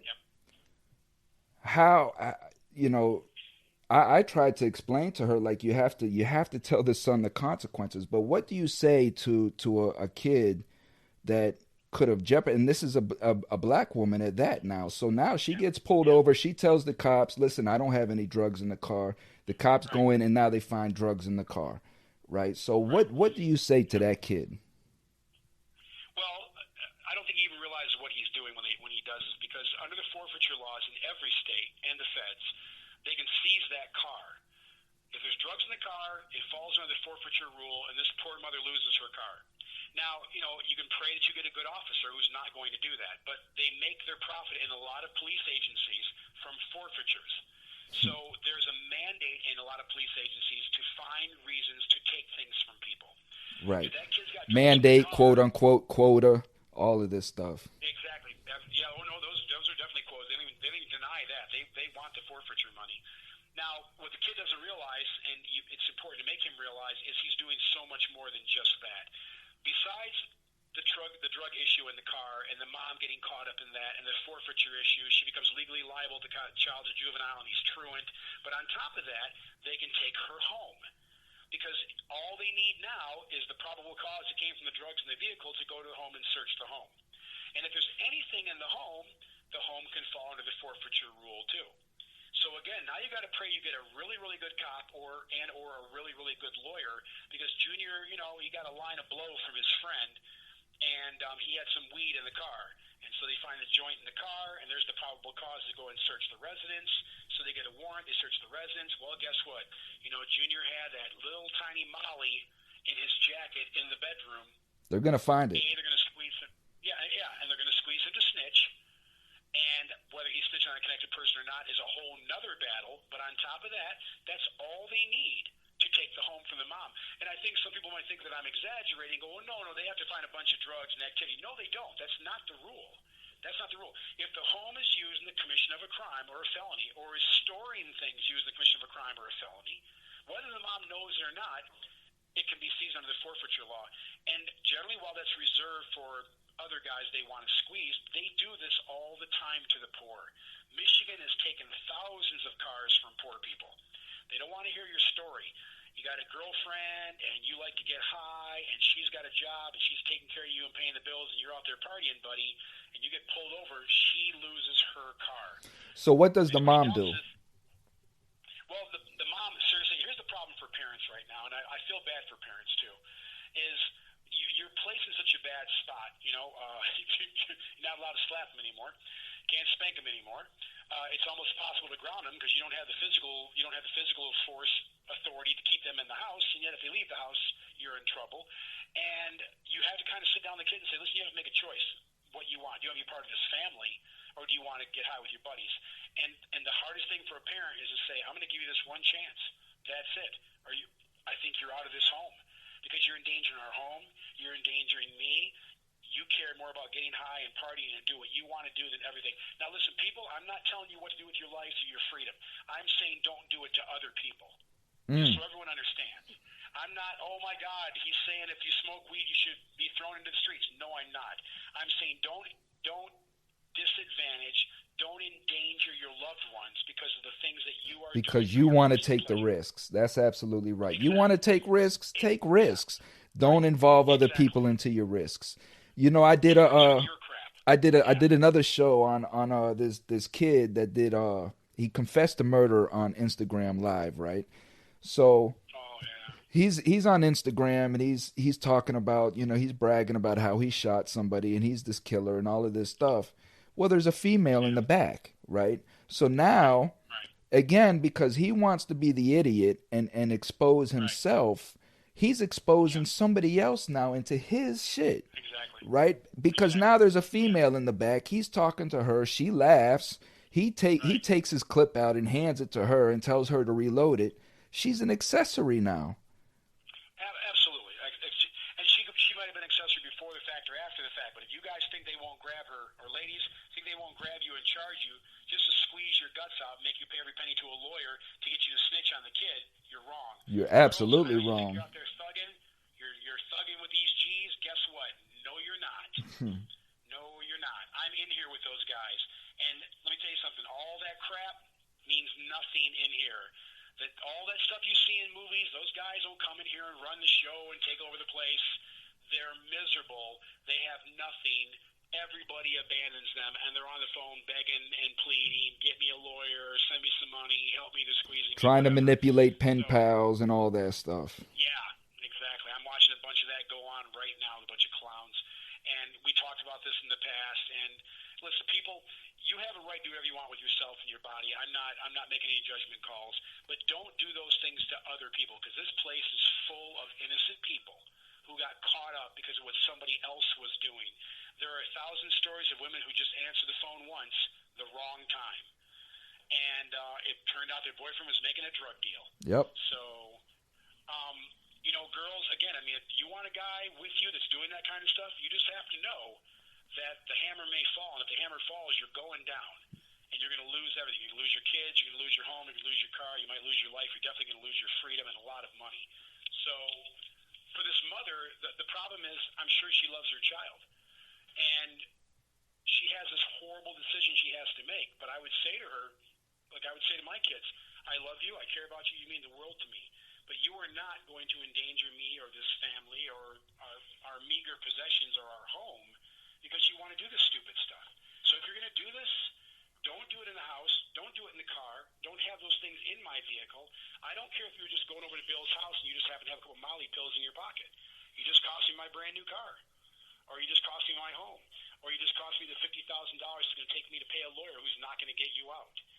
So, but even to continue on that, but just the embarrassment, you know what I mean? The trauma from itself, the embarrassment, because now you're going to have child protective services coming into your life, wanting to know why. Well, if it's not your weed, it's your son's.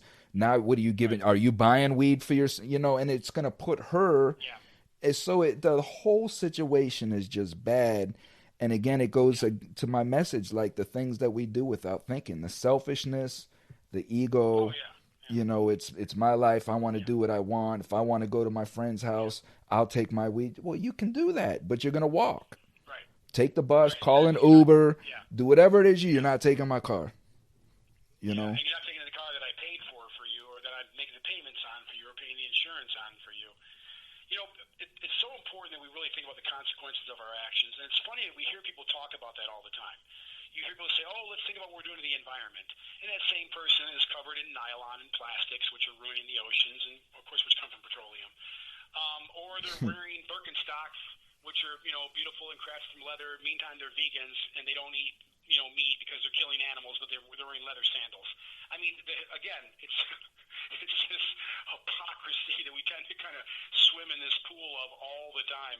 And I actually had this fight with somebody and said, well, your sandals are made of nylon and there's leather straps on your backpack.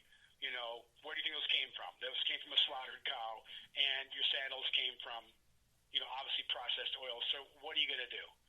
What is your actual plan? Well, we're not there yet. Oh, but you're preaching me about blank and blank and blank, Right, but you want to remove all petroleum vehicles off the road by 2032. Yeah. And just again, so everyone knows, none of that's happening.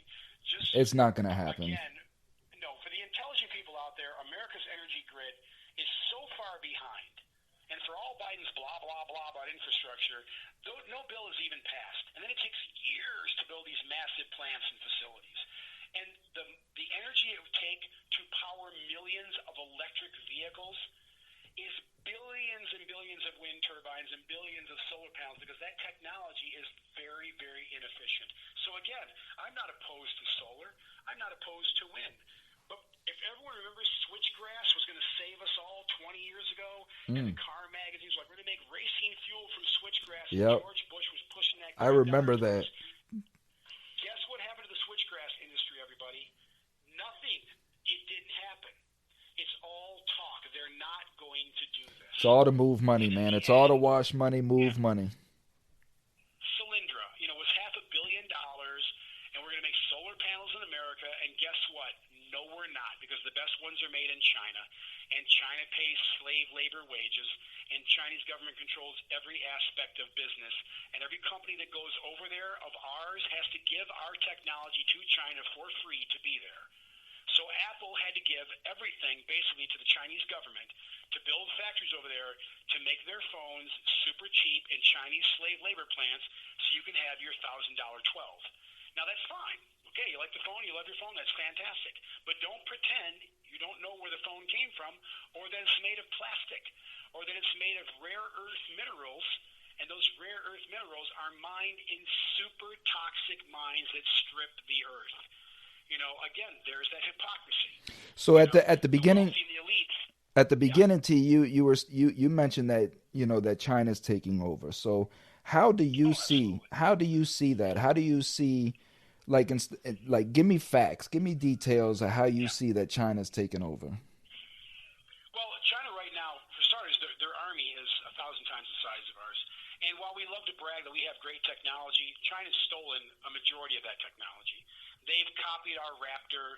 They've copied our silent screw technology from our subs. They've stolen our nuclear secrets. We all know there have been multiple busts of Chinese agents in our nuclear facilities. Everyone probably remembers the scandal, older people, from the Clinton administration, and nothing was done about that.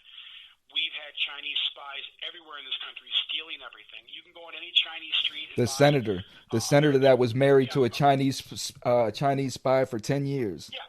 Yeah, absolutely. Dianne Feinstein had a Chinese spy driving for her, and we could go. There's a million of these instances. But on top of that, what everybody's forgetting is that China is building up a military that is an extension of their intent to take over the world. When you build a military, you build two kinds of militaries. You build a defensive one, and China has missile bases that have defensive missiles all over. We don't have that in the U.S. Can anybody name one base right now that has a bunch of missile batteries pointed at different countries? Now, I'm not talking about our nukes. I'm talking about defensive missiles to shoot jets out of the sky. Yeah. We don't have that. It was supposed to be the Patriot, Russia right? and China do. Or was it Russia and China have the bases Scud? Which one was it? all over. Well, we have the Patriot system, but we sell those. Yeah. We have those in storage. What we don't have in the U.S. is a bunch of missiles pointed at the sky waiting for Russian fighter jets to come over here. But if you try to go bomb Russia or China, they have bases all over the place with missiles pointed at the sky. Now, I'm not talking about the nuclear long-distance missiles.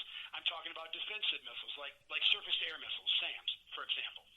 Other countries like Iran are buying all of these SAM systems, these very advanced SAM systems, to defend against us attacking them. We're not building anything defensive in the U.S. because we're so frickin' arrogant. Our military is not that big. A lot of it's outdated. It's underfunded. Biden's going to cut a bunch of the funding now. In the meantime, China is building, I believe it's 12 aircraft carriers. So 12 of them, massive super carriers, they're calling them. Super carriers, exactly, they are. And you use carriers to go to other parts of the world with your military. You don't defend yourself with an aircraft carrier. You don't build an aircraft carrier and park it off the shores of Los Angeles. That's not what aircraft carriers are for. You send them out to the other parts of the world. So we have the Atlantic Fleet, we have the Pacific Fleet. Unfortunately, China is building more destroyers, more gunboats, more missile stations, more fighter jets, and massive, enormous super carriers. The goal of those carriers is to take missiles and rockets and defensive gun systems and fighter jets and bombs to other countries. They've weaponized the Solomon Islands while we sat back and said, hey, stop it. Hey, cut it out.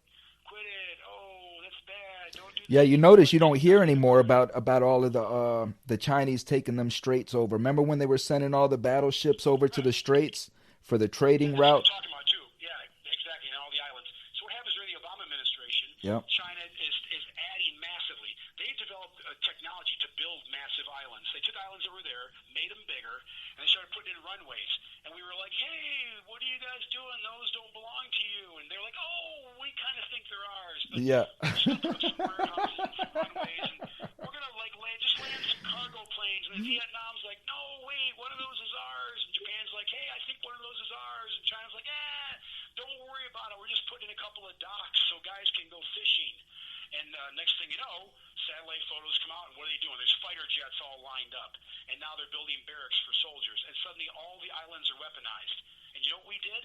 Not a damn thing. Not a damn thing. It's just like, not a damn thing. It's just like Russia hacked us, and we all know Russia hacked us. Okay, now I don't hate Russia or China. Oh, wait. We did one thing, T. I got to say, we did one thing, partner. We did one thing. We created a anti-Asian hate crime bill. Well, that was important. Not that because they weren't included in the original hate crime bill, right? They had to create their own hate crime bill. Need a special section for that too. Listen, just so everyone knows, this is what Chinese children are taught in school. And again, you can go online. Crazy, man. Check. They are taught in school that they're going to take over America. Chinese children grow up in their public schools being told things like, one day when we control America, we're going to have to kill all the gaijin, the white-eyed devils, the round-eyed devils, because they're going to stand in our glorious revolution. They hear this all day long. They're raised to believe that China is one day going to control the entire world. So what are they doing? They're creating an economy so powerful, we're borrowing from them. They bootleg and hack everything on the planet for free so they don't pay for the technology. They then take all their vast resources and they build a military bigger than anybody ever thought imaginable to go out and conquer the entire world. And we sit back and we go, hey, stop, don't, no, please stop. You're not supposed to do that. No, you're not supposed to do that. Cut it out. We're going to get mad. And what's the first thing Biden does? He takes all the tariffs off of them. He lets them off the hook. Why? Because what was Biden and his son doing? They were out there partying with Chinese women at clubs while taking briefcases of cash and selling American companies out and selling the American military out. And guess what? There's a massive chip shortage. Now we need chips for all of our stuff. And they said the chip shortage won't be fixed for 10 years. Where are the chips all coming from? China. Where's the rare earth materials coming from to make all the computer chips? China. Does China have a shortage? Nope. Warehouse is full. Do we? Nope. We get our medical supplies from China. We get contaminated medications from China that kill thousands of Americans. They don't give the bad stuff to their people. They give us the tainted stuff. And now they're building a military so large they can take over the entire planet. They have a massive nuclear arsenal. But more importantly, they have 1 billion people ready to go to war. They are fanatically disciplined. Go online and watch videos of the Chinese military and then watch videos of our soldiers sitting around smoking and drinking and listening to stupid music and acting like idiots. Hey, T. And think, are we ready to take on that? T. You know where fentanyl comes from? Yeah, thank you. Chinese labs. And isn't fentanyl like controlling our drug country right now? It's just everywhere. It's the most powerful opiate on the planet, and insanely addictive, hundreds of times more powerful than anything else. And it's coming from Chinese labs, North Korea, and of course now large quantities coming from Mexico, from Mexican labs too. And it's destroying us. Do you think they have these problems in China, people? No, they do not. Because in China, they have zero tolerance for drug addiction. You sell heroin in China, they kill you. Oh my God, are you crazy? Yeah. Guess what kind of heroin problem China has, people? None. China maintains a cadre of very beautiful women who work in a law enforcement capacity whose job is to execute prisoners. These women, if you, again, go Google this, there's for the organs. Videos of these women. They pick the most beautiful women. They're very intelligent. They're highly educated. They're very feminine, girly girls, and they're master assassins. And their one job is to go out upon orders every day and shoot prisoners in the head. So if you watch those videos of these women, and they explain how they're doing this wonderful duty for their country, and they're so proud to be able to serve, and they have little Hello Kitties. I know Hello Kitty's Japanese, but they have little Hello Kitty dolls all around their little apartments, and they have stuffed animals, and they're just precious. They look at the girls in the Korean K-pop videos, and then the morning comes, and they brush their teeth, and they comb their hair, and they put on that uniform, and the face changes, and you see this very stern look come over them. And they report for work at these Chinese prisons, and they're given today's roster of who to kill. And they go out into these fields, and they read a small script, they take a pistol, they shoot a prisoner in the back of the head. Now, if they need to save the corneas or something like that, they shoot him in the back of the neck instead to sever the spine, like a sniper does. And then afterwards, they'll give you a little interview and tell you how wonderful it was and what they're going to have for lunch and what a beautiful day it is and how they love their job. That's the difference in China and America. These women are stone-cold killers, and yet wonderful human beings and incredible mothers, and they couldn't be nicer and kinder and sweeter. But they see this as part of their duty to the state. That's who China is. Yeah. China has millions and millions of soldiers who act and think like that. They are hyper-disciplined, skilled in every weapon, methods of assassination, martial arts, technology. They speak multiple languages, most importantly, English, because they really believe they're going to come here one day and take this country over. Very few Americans can speak Chinese, an incredibly difficult language. All the dialects in China are incredibly difficult to speak. Sichuan and Mandarin are the primary dialects. They speak excellent English. Why? Because they're taught in school you're going to need to know what the American prisoners are saying, or you're going to need to use Americans for your purposes. And Chinese, and all you have to do, like, all of these are facts. All of these are facts. And as Gregory pointed out online, he says most of Amazon's merchandise comes from China, which you're probably unfamiliar with, but I mean, it's funny because every time something comes from Amazon, the first thing I look at is to see if what Gregory is saying is true, and it is. I mean, there's nothing that I don't get that comes from China. So it's they make everything there. So it's now. I bought a bunch of Japanese martial arts equipment for Japanese martial arts, and it all came from China. All came from China, and now if you're unfamiliar with the fact that most of Chinese people that come over here, they go to our universities, they graduate from our universities, and there's a large percentage of them, engineers, things of that nature, and then they're taking that education back to China with them. They're not opening businesses here. If they do open business here, who are they hiring? They're only hiring Chinese. That's right. And just so everyone knows, they have what's called the mandatory spy rule. So in China, there's a rule. If you want to get permission to travel and leave China and come over here to go to college, for example, you have to sign a document agreeing to spy for the Chinese government.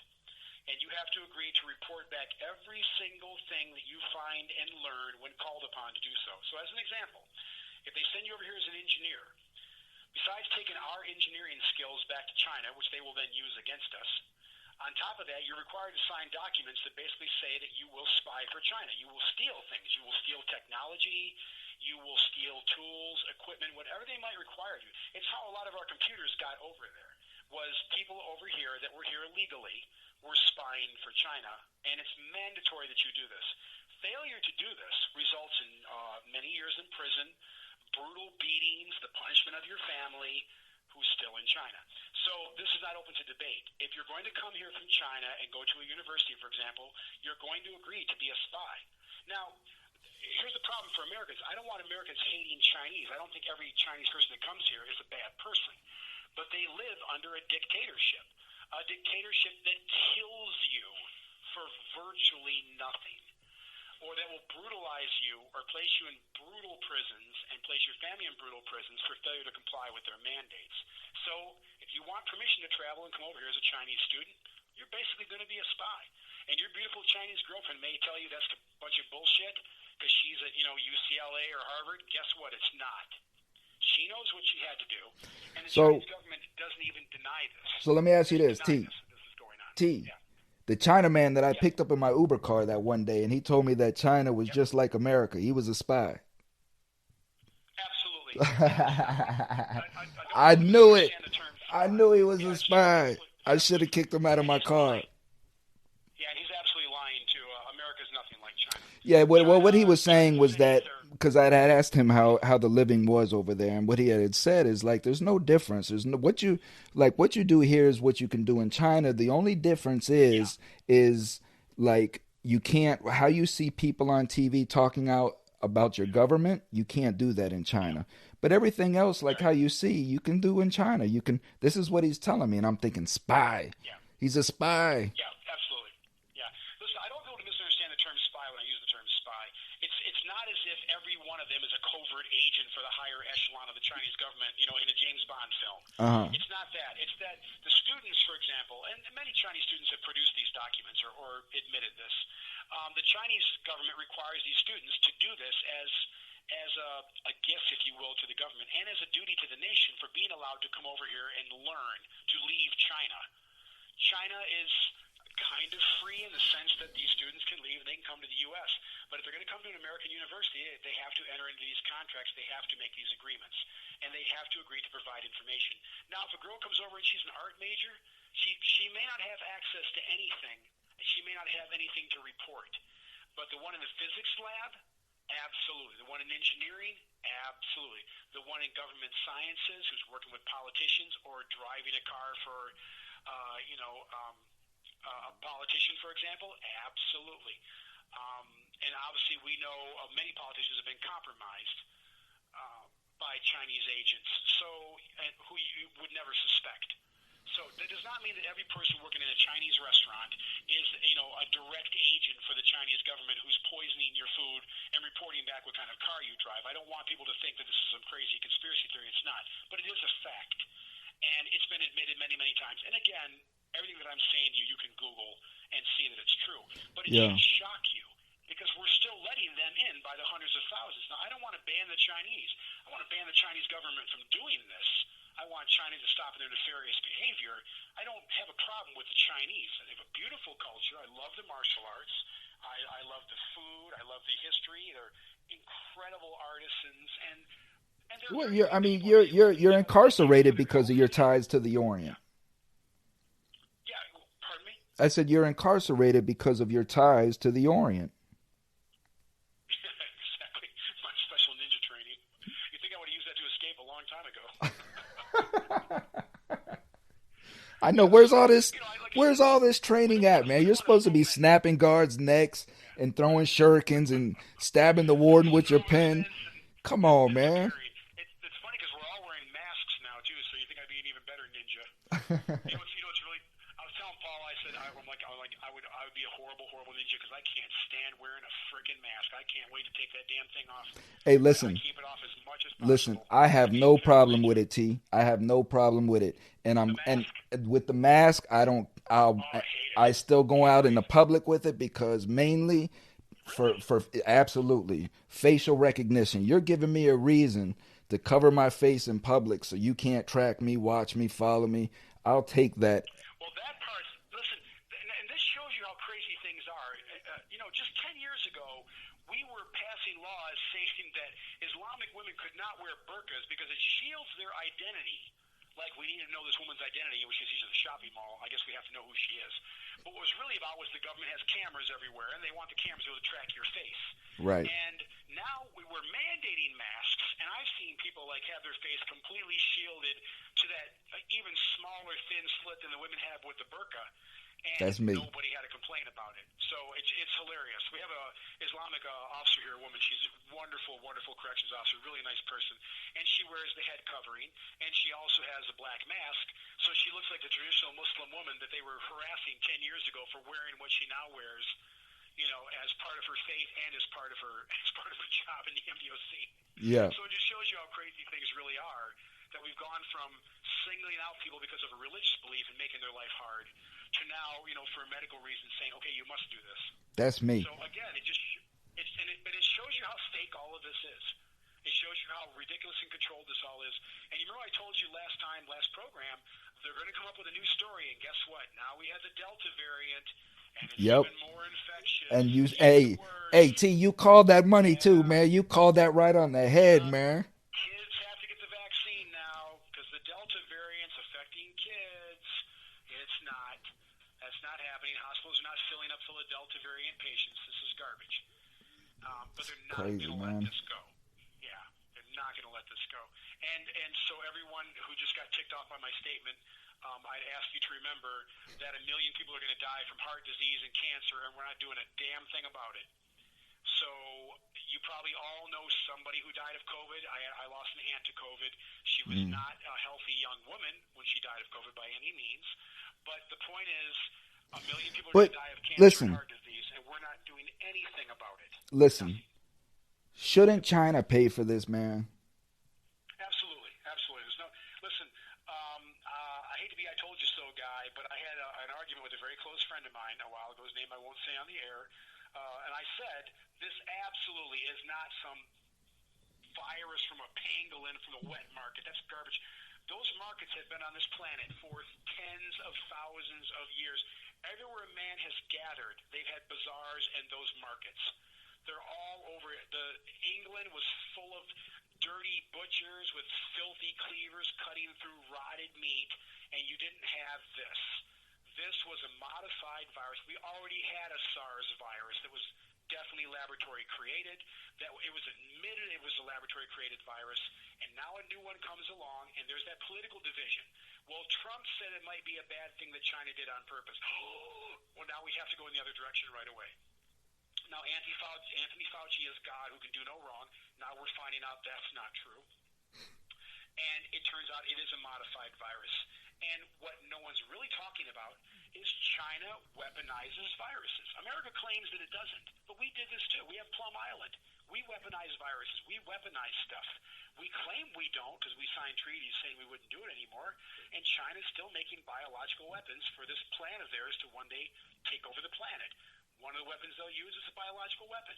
Why would you sit in a laboratory and take something bad and make it way worse and make sure it can infect humans and then say, well, we just wanted to try it out to maybe make a vaccine for it in case it does happen. It's not happening. Bad viruses are not flipping over to humans and killing millions of people. You just created one that does.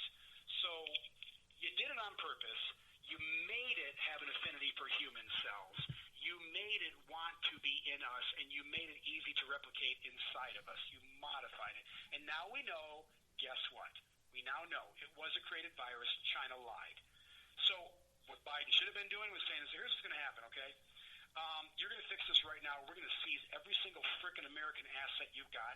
We're going to ban every single thing you send into this country. We're your biggest market. We're going to surround you with warships. We're going to take back those islands. We're going to blow your brand new aircraft carriers out of the water before you put a plane onto those damn things because you just tried to murder us. And you knew it was happening. And what did China do, everybody, when this happened? Banned travel in their own country among their own people except to go somewhere else. You can leave China with that virus and spread it everywhere you want, but you can't come in, and Wuhan shut off. Why That's exactly what happened. Gregory said. Exactly. And everyone knows this. Gregory said COVID has a patent. It does. It absolutely does. This is what they do. They get funding for gain-of-function research. They instantly file for patents. And listen, Anthony Fauci is a monster who should be in prison. And if I alienated anybody who likes to watch CNN, I'm sorry. That man is a monster. He knows exactly what he did. And that little weasel worked his way into the highest levels of government knowing that he was involved in gain of function, knowing that he funded gain of function. There are emails with the flippin' check numbers, people thanking him for the money. He knew exactly what he was doing, and instead of doing the right thing and saying, oh my God, it escaped from a lab, here's what we need to do, he saw a chance to become a superstar and get wined and dined and praised. So first he was kissing Trump's ass, and Trump started to realize he was a weasel and began to distance himself from the guy, and then he starts putting down Trump. And now he's acting like his job is to save all of our lives. Anthony Fauci, and this is what he lied to Congress about, I make vaccines and save lives. No, he doesn't. That's not what he does. He's a politician. He runs a division of a place that's doing horrible things and it's making diseases that are killing people. He schmoozes with, why would you take an enemy, an adversary, and give them money to do hyper-dangerous research into things that can kill human beings? And did you see how, did you see, dog? Legally, you can't do it in the U.S. anymore. Did That's you? the monster that he is. Yeah. But how they pushed this dude on us, and from the very beginning, to be the all-holy saint, the all-knowing, everybody needs to listen to Dr. Fauci. Yeah, he was full of crap. Everything out of his mouth was crap. I sat there watching this guy, and, for those that I was a gifted student, obviously, and there's been made no secret about my intelligence. I sat there watching this guy thinking this man is a moron. The mere fact that he knows about virology or epidemiology does not make him a genius. You are not a genius because you specialize in a field. And Anthony Fauci, just so everyone knows, Anthony Fauci is the idiot who sat at a conference 30 years ago and said you can get AIDS from sharing a coffee cup with somebody. Now, you can look that up. You can Google that, people. That's absolutely true. That idiot was telling people you could get AIDS from sharing a coffee cup with an infected person when there was absolutely no evidence of saliva. I could believe it. I believe it. It's true. I don't even have to look. I don't even have to look it up. I believe it. He's a moron. He's always been a moron. He's never been known for being an intelligent man. He's never been known for being some epidemiological genius. He's a politician. He's a politician who gets money brought in and oversees the genius work. A politician with an agenda. Exactly. And he did this, and he helped to cause this, and he helped to fund this, and then he helped to cover it up. And now we're seeing that. And shame on CNN for not saying we messed up. I mean, that's the Chinese news network. It is the Chinese news network, and it's terrible that, again, my friends are so divided over a flippant news network. That is a monstrous news network that lies to this country all the time. They lied about the entire Russia hoax, which was garbage. They let all those clowns come on there, and we already know who they are, like Schiff. And every single day, he had just seen the shocking and devastating evidence of Trump's guilt. And the whole thing was a lie. Every day that clown was on there saying, I can't tell you how it's so bad I can't even explain it all to you. Hey, let me tell you this story, T. Let me tell you this story about CNN, right? So we were on this cruise, right? And we met this couple. And this couple was from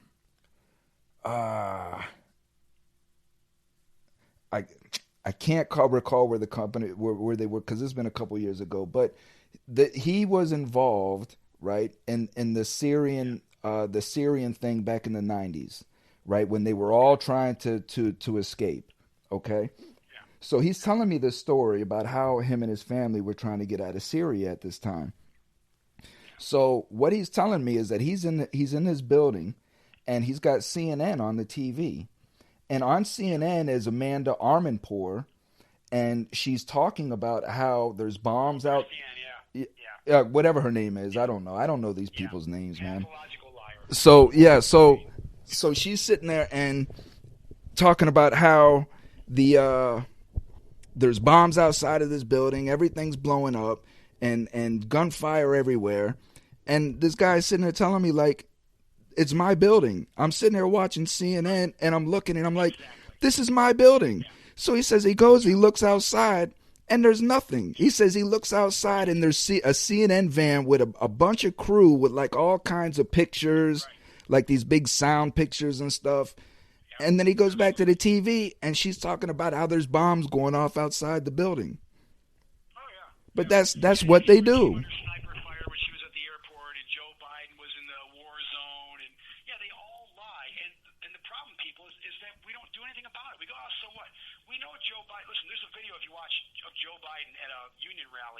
Explain how he was the head of his law school at Brown University. Well, first he didn't attend Brown, and he was the bottom of his class. He was literally the worst student on the planet at the place he did attend. But you can go watch that video of him, and he's bragging for like 20 minutes about what a super genius he is, and the greatest lawyer that's ever lived. And the entire rant was an absolute lie. And this is years ago. Yep. Then there's the plagiarizing in a presidential campaign years ago. And all the corruption around the Biden family. Why is that, man? He just did it.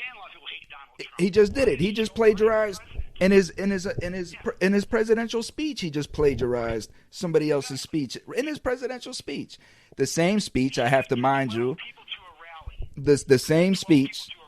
The same speech, I have to remind you, right? The same speech where he got up on the stage, and I always want Americans to hear this.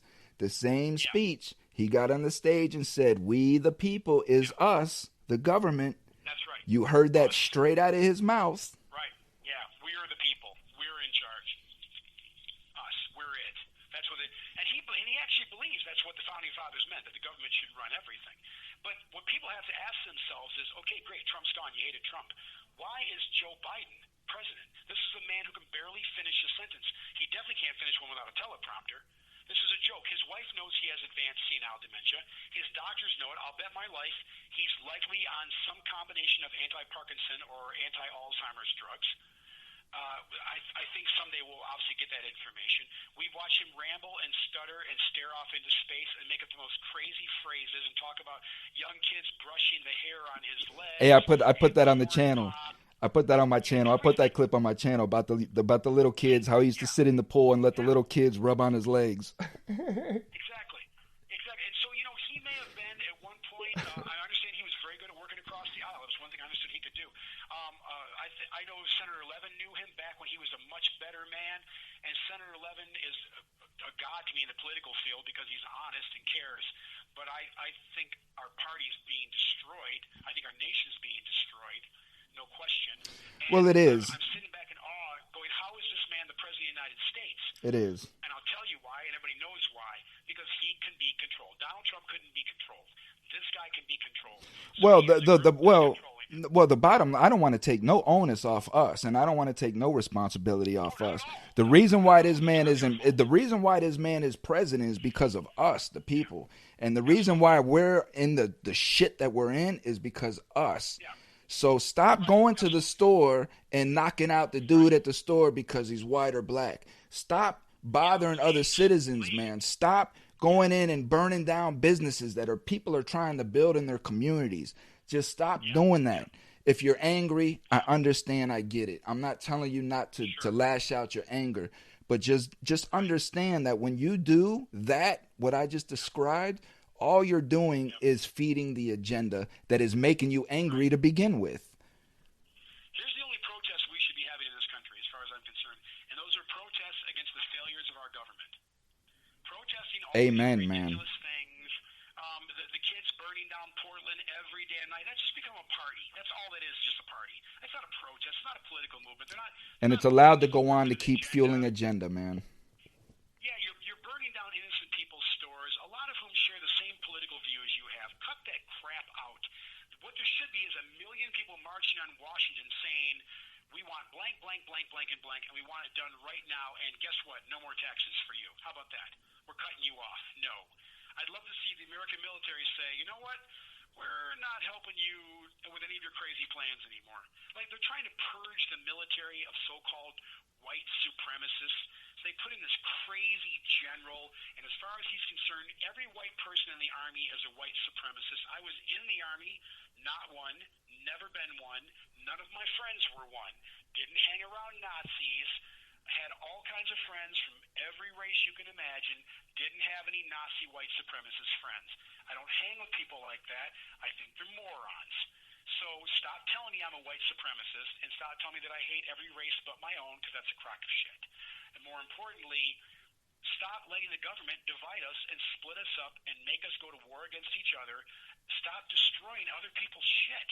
If you're pissed off, why are you burning some innocent person's store? You're not doing anything to the government, so the government's getting away with it. It doesn't fear you, and yet it wants to disarm you. No, you're feeding. You're what you're doing again. What you're doing by that is you are creating the very demon that we're trying to eliminate. You're feeding that agenda because you're doing what they want you to do. They want you to burn them stores down. They want you to go into the store and call somebody the N-word and punch them. That's what they want you to do. But don't storm the Capitol. Don't storm. No, don't go into the. No, don't do that. Don't do that. And just so you all know, don't storm the Capitol. Yeah, there have been multiple instances in this country of people storming state capitals. That's not a secret. There was a massive one in Wisconsin, and nobody thought that was the end of the world. What the government is doing right now is it's got 400 people pretty much locked up in supermax SHUs for the horrendous crime of walking uninvited into the chambers. Now, you can say what you want, but calling that an insurrection, saying those people were trying to overthrow the government, they didn't go in and kill anybody, they didn't burn the building down, they didn't tear the flags off the walls. It was a group that got way too excited, and they were agitated, and then they got into a conflict with the police, which often happens. Right. And it led into this storm. You want to know what an insurrection looks like? They left. You want to know what a real insurrection looks like? Go look at the U.S. embassy in Iran back in what was that, the 80s? That's an insurrection. That's an insurrection. That's what an insurrection is. Not 14 or They killed our people. Right. They killed our people. They burned the building down. That's a freaking insurrection. So stop calling it an insurrection, because it wasn't an insurrection. I'm not saying go tear down the Capitol. I'm not saying do anything like that. No. But I'm saying we're now pretending that that is worse than what's being done in Portland, which is being literally night by night burned to the ground, and thousands of innocent people being injured and businesses being destroyed and murders are taking place. Stop pretending that's just some kids speaking out. But when a bunch of people stormed the Capitol, and by the way, if you look at the video, there's every race there. I know it's mostly white, but it's every race. They went in, and they were just kind of like, hey, look, this is cool. I'm in the Capitol. And look at it, there's the flag, and there's some posters. And they left. They freaking left. They weren't driven out by armed military force and tear gas and machine guns. They just freaking left. Well, no, yeah. Stupid. Yeah. It was one of those heat-of-the-moment things. They didn't try to tear down the seat of government. They didn't try to kill any elected officials, which they easily could have done. They saw dozens of them. They didn't lay a hand on one of them, and they left. Well, again, it's like I say, T is like I say, right? What happened that day is a perfect example of what the government is doing to us. Every day. And what that is it keeps us in an emotional state. The government is keeping us in an emotional state to make us do egregious things that they can now come in and say, oh, we need to pass a law so that doesn't happen again. But the point is that they're constantly drilling. They're constantly drilling from the moment you wake up to the moment you go to sleep. They're constantly drilling fear into you. They're constantly drilling anxiety into you through the news, through marketing. It comes up on your phone. I can't even pull up my phone without seeing some kind of news popping up in my face about Syria being, whatever, or, the Gaza Strip's now being bombed. It's constant. You know what I mean? And it's by design. Yeah, the reason that I'm still in here is the Anti-Terrorism Effective Death Penalty Act, which cost me my habeas.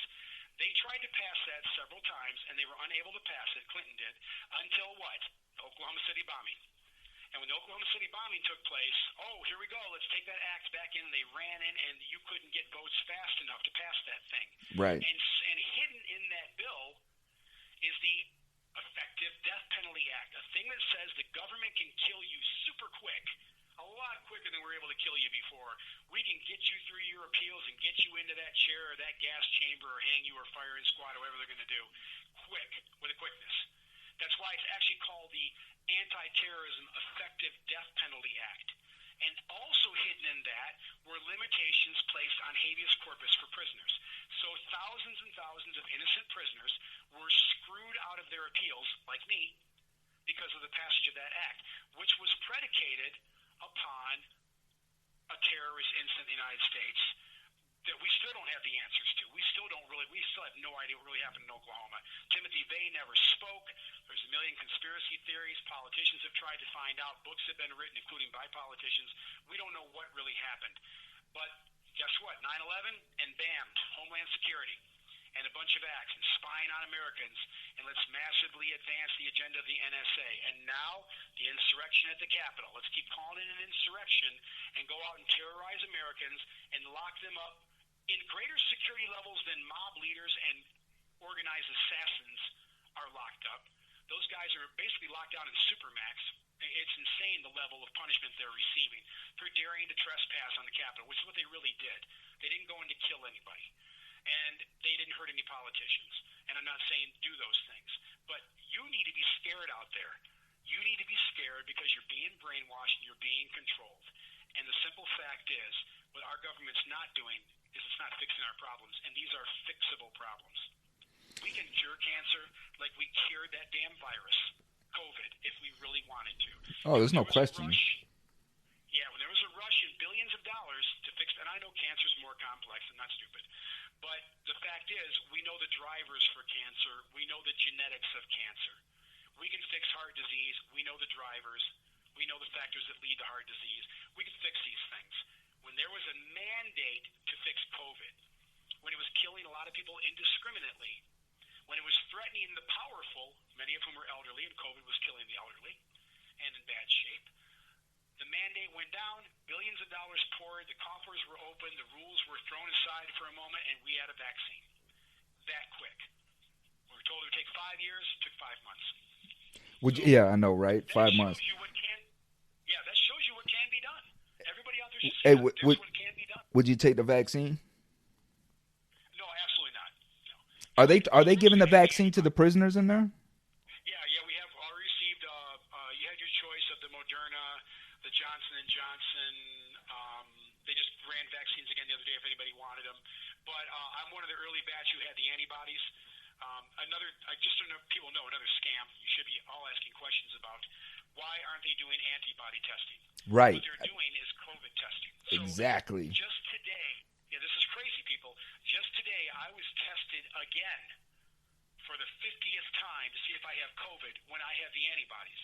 Because last year, the National Guard came into Michigan prisons, and they drew our blood and found out that we had, a lot of us, like myself, had the antibodies, had a very strong, very high antibody count.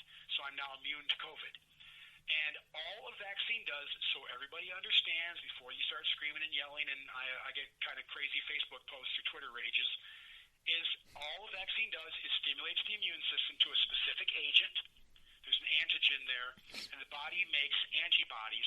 They can be B cells, helper cells, killer cells, T cells, phages, whatever it might be, leukocytes, whatever it might be, the body builds immune factors that will recognize and attack that thing from then on. If that thing re-enters your body, it will attack it and generally be successful in killing it. Hepatitis was recently cured. When I came to prison, many people were dying of hepatitis. Now we have Harvoni. We have multiple treatments for hepatitis. It's now been cured. It's got like a 99.94% success rate to a virus that was lethal over the long term. So just so everyone understands again, this is how vaccines work. You got vaccines when you were a kid. You don't need boosters. You're not getting polio boosters. You're not getting diphtheria boosters. When you were a kid, you were vaccinated for pertussis, whooping cough, scarlet fever, rheumatic fever, mumps, chickenpox, measles, smallpox, diphtheria, etc. And, of course, polio through the Salk and Sabin vaccines. Those things are still in you now. You don't have polio. You don't have diphtheria. You don't have measles, okay, because you got the vaccines. And or you were exposed. Let's say I had mumps, for example, as a child. Okay, so now you don't have those things. You're not going to get those things, and nobody's dying of polio in the United States. But when COVID came along, it was like, oh, well, you're going to need booster shots, and we better give it to healthy young men. Let's not test anybody for antibodies anymore. And we stopped testing for antibodies, and now we just do COVID tests. And by doing that, probably anywhere, there's estimates are as high as 100 million Americans have natural immunity because they were exposed to the virus like me and developed an immune response. A year later, I still have those antibodies. I think I do too. And guess what? You probably do. I think I do too. The MDOC is still testing me for COVID because there's so much money in this. When that's all you hear. I mean, that's all you hear in the marketing and the advertising now is vaccine. I'm vaccinated. Nobody says anything about the antibodies. You know, so. Yeah, and so, but see what it's doing to a third of the nation, just a third of the nation alone, is going to be discriminated against because they don't have the vaccine. They don't need the frickin' vaccine. Right. Now, also, just so everyone knows, and again, you can Google this, and this is science, because I know there's a huge fight about who believes in science. Scientifically, natural immunity is almost always stronger than vaccine immunity. So my immune count is much, much higher, and it's done in parts per million, than a person who receives the vaccine. Let's say the Moderna vaccine or the Johnson & Johnson vaccine. My immune count is way higher. In fact, I have a hyperactive immune system. I have immune disease. So my system is running like a race car. And so I instantly developed a massive immune response. But now what we're seeing is people getting sick from the vaccine. First we saw the blood clot issue, and I know that was a very small number. But now we're seeing hundreds of otherwise healthy young men between the ages of 16 and 24 developing inflammatory heart disease. So here's the science on that. When you're young and your immune system is developing, it's like a machine, and it's like a 100-killer robot in Terminator, and it's looking for stuff that shouldn't be inside of you. And when it gets exposed to it, we all know now we should let kids play in the dirt because it boosts their immune system. It's kind of how this works. The body finds these things that shouldn't be there and says, hey, you don't belong here, and it attacks it. So I get allergies. Hay fever, for example. Those things are body says, hey, that stuff doesn't belong here. We don't like it. It's upsetting us. And it sets off an inflammatory response of compounds like cytokines and leukotrienes and prostaglandins and so on. They all cause an inflammatory response. The vaccine comes into these young, healthy kids, and there's this virus, or the shell of a virus. And the body says, hey, that doesn't belong here. And the immune response takes over. And unfortunately, in some of these young men, they have a very powerful immune response, which causes massive inflammation. And what it's doing is it's attacking the hearts of these young men. So if you all want to Google it, as of last week, there was about 276 identified cases. Now they're med tracking it. It's probably thousands of cases in the U.S. and tens of thousands of cases around the world, if not more. You cannot give something like this vaccine to healthy young men without risking an immune response. Now, for some reason, it's happening more in men than it is in women. Young women don't seem to be having the same problems. So the few women had the blood clot issue. The men have the vaccine issue related to the inflammatory response that's causing this inflammatory cardiac disease. So there's varieties. Now, do they endocarditis. are they warning the prisoners of these side effects and So that's thank you. That's my next point.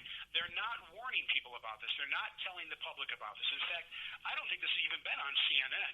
I had to get that from Fox, which, by the way, the MDOC just shut off the other day. huh? So Why did they shut it? Wait, why did they shut off Fox? Yeah. Well, we have a lot of MDOC staff that hate that channel, and I'm guessing whatever you think of Fox, people, it doesn't matter what you think of Fox. They cover things CNN doesn't cover. So if you don't like Sean Hannity, that's fine. I can't stand Sean Hannity either. But as far as subjects, you will see subjects in Fox you will not see on CNN. And one of them is all these epidemiologists that came out and said Fauci was full of shit. They were all on Fox. Those guys weren't getting any air on CNN. And guess what? They were all right. All those guys were. Dr. Scott Atlas, who got torn a new ass by CNN, was absolutely right about everything. No, but who made the decision to eliminate Fox from? We don't know yet. It just got knocked off a week ago, and they won't give us a clear answer, so we're not sure what's going on. Because They're keeping us from seeing a lot of the news. well, what news do you have available to you? CNN and MSNBC. So yay for that. Two extremely radical left viewpoints. Yeah. I like middle of the road. I like the BBC. We don't get the BBC anymore either. Well, this is what I'm saying. So where do you get your cross reference from? You know. Well, as of right now, I'm cut off basically. Unless somebody sends it to me on JPay or I have somebody do a web search for me, we're pretty much cut off. Now, I wonder if that's national. I wonder if they did that nationally. I don't think the channel's off the air. I think it's just us. No, not. I don't mean. No, I mean nationally, as far as in the prisons, taking Fox out of all the prisons. Oh, I don't know. They're like, so we're not getting a clear answer. We have News Nation, which is, it's got Ashley Banfield, so it's got some bias. It's not as bad. And we have the local Fox 2 in Michigan, which is pretty good. But I think the more important issue, though, for everybody is why aren't you hearing about this, and why, meanwhile, is Fauci demanding that every young person be vaccinated? Young people do not need to be vaccinated for COVID because they're not dying from COVID. And again, if that infuriates anybody, don't yell at me. Go look at the numbers. This year alone, more children have died from the regular flu just halfway through the year than have died in total from, now this is important you understand this, COVID with comorbidities. Only one child has been identified who they couldn't find a comorbidity in, who died, and they attributed it to COVID. And we don't really know that it was a COVID-related death. But in all the other cases, for example, there was a young black girl here in Michigan. She had spinal meningitis. It's not a COVID death. She had a often fatal in young children disease that's got an enormous mortality rate. Yeah, that's horrible, man. That's horrible. 3 years of age, exactly. It's horrible. But to call that a COVID death is shameful because it wasn't a COVID death. Yeah. She wasn't killed by COVID. And it's altering That's not truth. what COVID does. Yeah, it's altering truth. So Paula says, let me see, because I got this thing covered up. So she says, tell Dr. Kensu that he is so sexy when he uses those 50-cent medical terms. Well, thank you for embarrassing me, darling. We'll talk about this later. So, okay, I want to get a little into, because I know we've been riding, man. I love it. But I want to get into solitary confinement, because there's a lot of that going on. There's a lot of talk. New York eliminated solitary confinement, I think after up to 18 months. I need to take a 2-minute break. Is that okay? They're paging me about something. I'll be right back. Sure, go ahead. Would that be all right? Yeah, of course, man. Go ahead. Okay, I'll be right back. Go do your Thank thing. you. Go find out what these people want. It's what they paging you.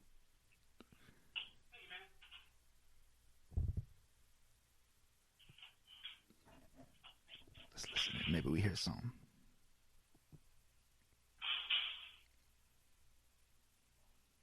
Now, this is the longest that this man ever gets to talk on the phone. This isn't a normal phone call. This has been set up through the institution.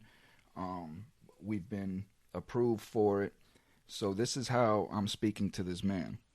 Other than that, it's usually a 15-minute call, and that's why he talks so fast, because it's just, you just get used to it, you know. I'm interested to see what they're going to come back and say.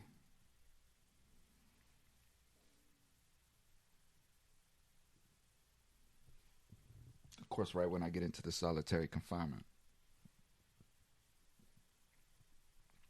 Now, is what I do want to say, America, there is no reason why this man right here should know more about what's going on in America than you. But that's why I say, us prisoners, us convicts, we are the truth. America's looking for the truth right now. People of the world looking for the truth. We're the truth because we've lived in it. We've experienced what is really true. And we're coming to tell you guys that y'all have been duped. You've been hoodwinked. You've been bamboozled. That's not the first time you've heard that. I promise you. It won't be the last.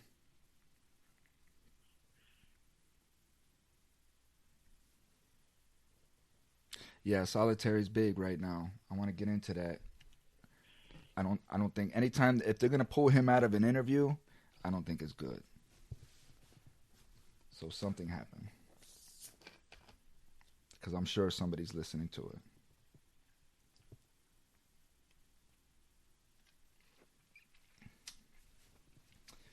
it. Man, Coca-Cola, man. I said I was going to stop drinking you. Oh, let's find out. Hello again. Yo. Apologize for the delay. I had to let them know I was going to be staying. Okay. It's count time. Oh, no. Yeah, I'm fine now. Yeah. Okay, good. Okay, perfect. I didn't think it was going to be anything good. That's why I was telling the people. I said, if they pull you at an interview, man, it's probably not good. But so solitary confinement, man. Big issue in Michigan right now. Yeah, right. Well, it's a big issue everywhere. And Paula, was talking about the rally that went on there in Lansing. So what has been your experience, and how have you seen solitary confinement affect inmates? Oh, that's an excellent question, long one. Okay, so in Michigan, when I came down, solitary, it wasn't called solitary in those days. We used regular cell blocks for segregation, and you were actually allowed to have most of your property. So, for example, if you got in a fight, you went to what we call the hole, but you would still have your television and your radio and your clothes and your cassette tapes and your food and things. You were just being separated from the population and pretty much locked in your cell for the better part of the day. You might get out to go to the little cage for exercise, and they didn't allow visits. But over the years, Michigan began to develop the Supermax model, which is the locking you down forever and treating you like an animal and hyper-restricting your property and your possessions. Now, for example, I went to the hole in 1987, 1988. I wasn't any more dangerous because I went to the hole, and I was treated, relatively well as far as that goes. And so I didn't come out of there angry and frustrated and ready to take on the world. I just pretty much was isolated as far as contact with the population goes, but there were other inmates you could talk to there, and like I said, you had the same food and everything. I couldn't go to the gym and work out or whatever. But Michigan in the 90s began to adopt the Supermax isolation model. This is where they place you in a building where you have a very heavy steel door. It's relatively soundproof. You have a slit window. It's almost impossible to communicate with anybody else unless you're screaming at the top of your lungs, which you can't do for long. And, of course, you have almost no property, no possessions, no privileges. if you have any visits at all, they're in shackles behind glass, once a month for 20 minutes or something insane like that. And the idea was to break you. Now, I saw what that did. And this prison, for example, right now is running an illegal segregation unit in my housing unit. It's completely illegal the way it's being done. It violates the MDOC's own policies. So what prisons do is they give themselves a variance. And a variance means we give ourselves permission to break our own rules. So we've now allowed ourselves to do this. And they'll write a memorandum saying, from now on, you can beat prisoners with a billy club or whatever. So when they do this isolation... Are they in there beating inmates still with billy clubs? No, they tase you now. No, they tase you. Okay. They tase you. And then if no one's looking and you're at the right prison like Adrian, 4 officers beat the crap out of you. Adrian is notorious for brutalizing prisoners, just so everybody knows. And again, I'll happily stand in the stand and testify this because I watched them beat at least 10 prisoners while I was there before I came here. So here they'll tase the crap out of you, and they'll gas you, of course. So these guys are down in what they call segregation, and they have nothing. They have nothing. They have like dirty state clothing. Our laundry is filthy. They get a little styrofoam tray with almost no food on it and no nutritional value in the food. I mean, white rice, baked potato, Kool-Aid, and a little piece of like a processed chicken patty kind of thing. And there's your meal. Enjoy. And they have no television. They have no radio. They have nothing. So they are going stir crazy. And when you are in a cell with absolutely nothing to distract you, you start kicking on the door and you start flooding the cell and you start trying to hurt yourself. So I want everybody to know, and Paula can confirm because I called her when this happened. We had a young man they put in segregation in my unit a couple of months ago, and in fact it was 2 months ago. I had the JPay I sent to Senator Chang when it happened, but he went down to his cell and within a half hour he was dead. He hung himself. No. And absolutely true. Absolutely true. Innocent young kid, too. I think he was around 23 years old, so about the age that I was when I came to prison.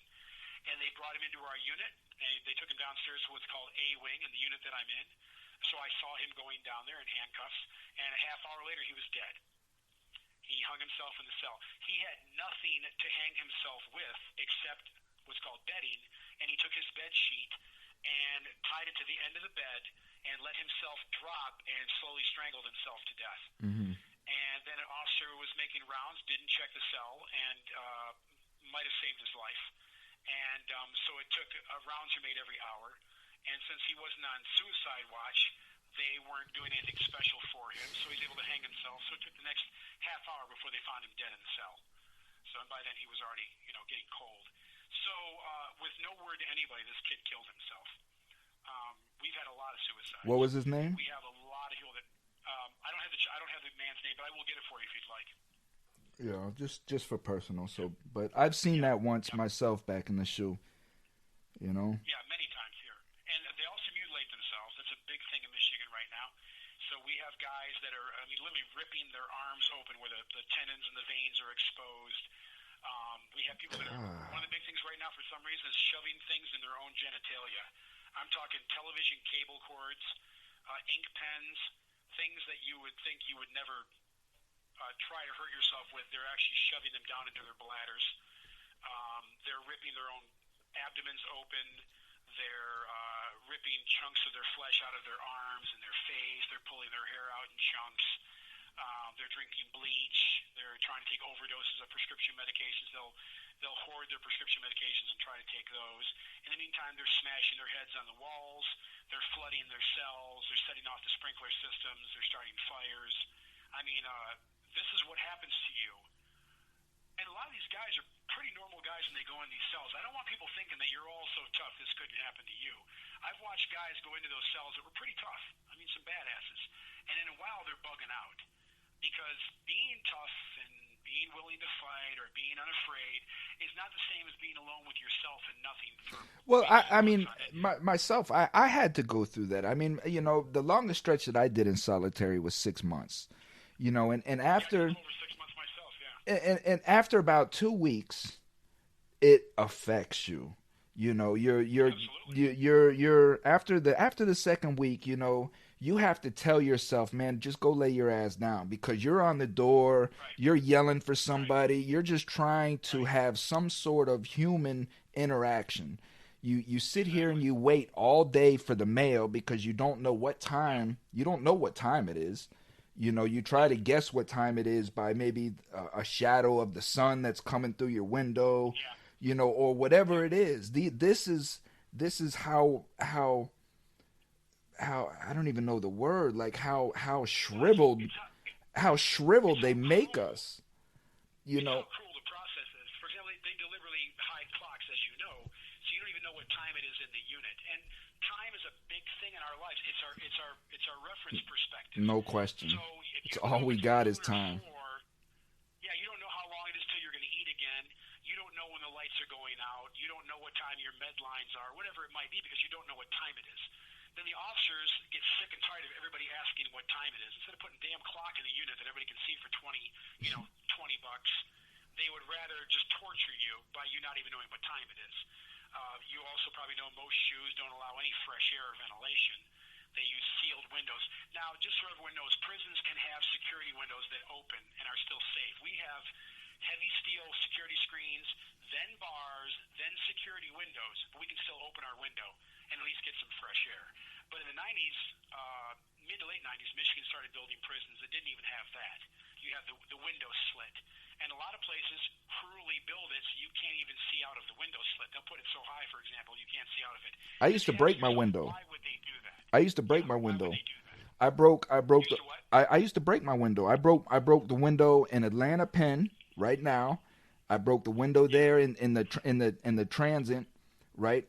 And how I did that is because they had these little tables in there with these metal joints, right? The metal legs, and I would work it, just keep working because you're in there without you're in there with nothing to do, you know, you're in there with nothing.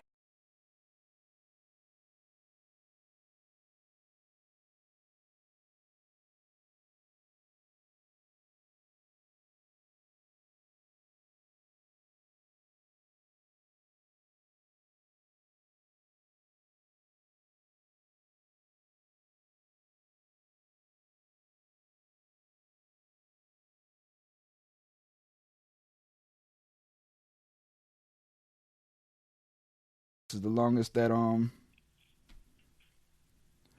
this is the longest that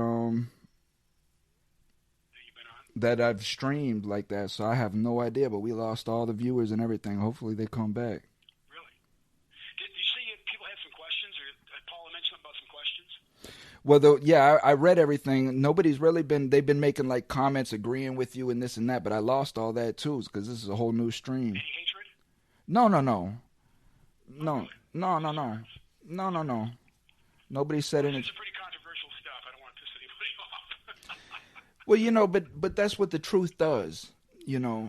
And I know it does. I know. Listen, I love my liberal friends. I do. You know, I'm very libertarian, but some of the things they've been saying lately are just insane. You know, just crazy stuff. The defund thing. It's like, you know, you're going in the wrong direction with that. I totally believe in policing reforms and accountability, and you know, cops need to stop doing the horrible crap they're doing.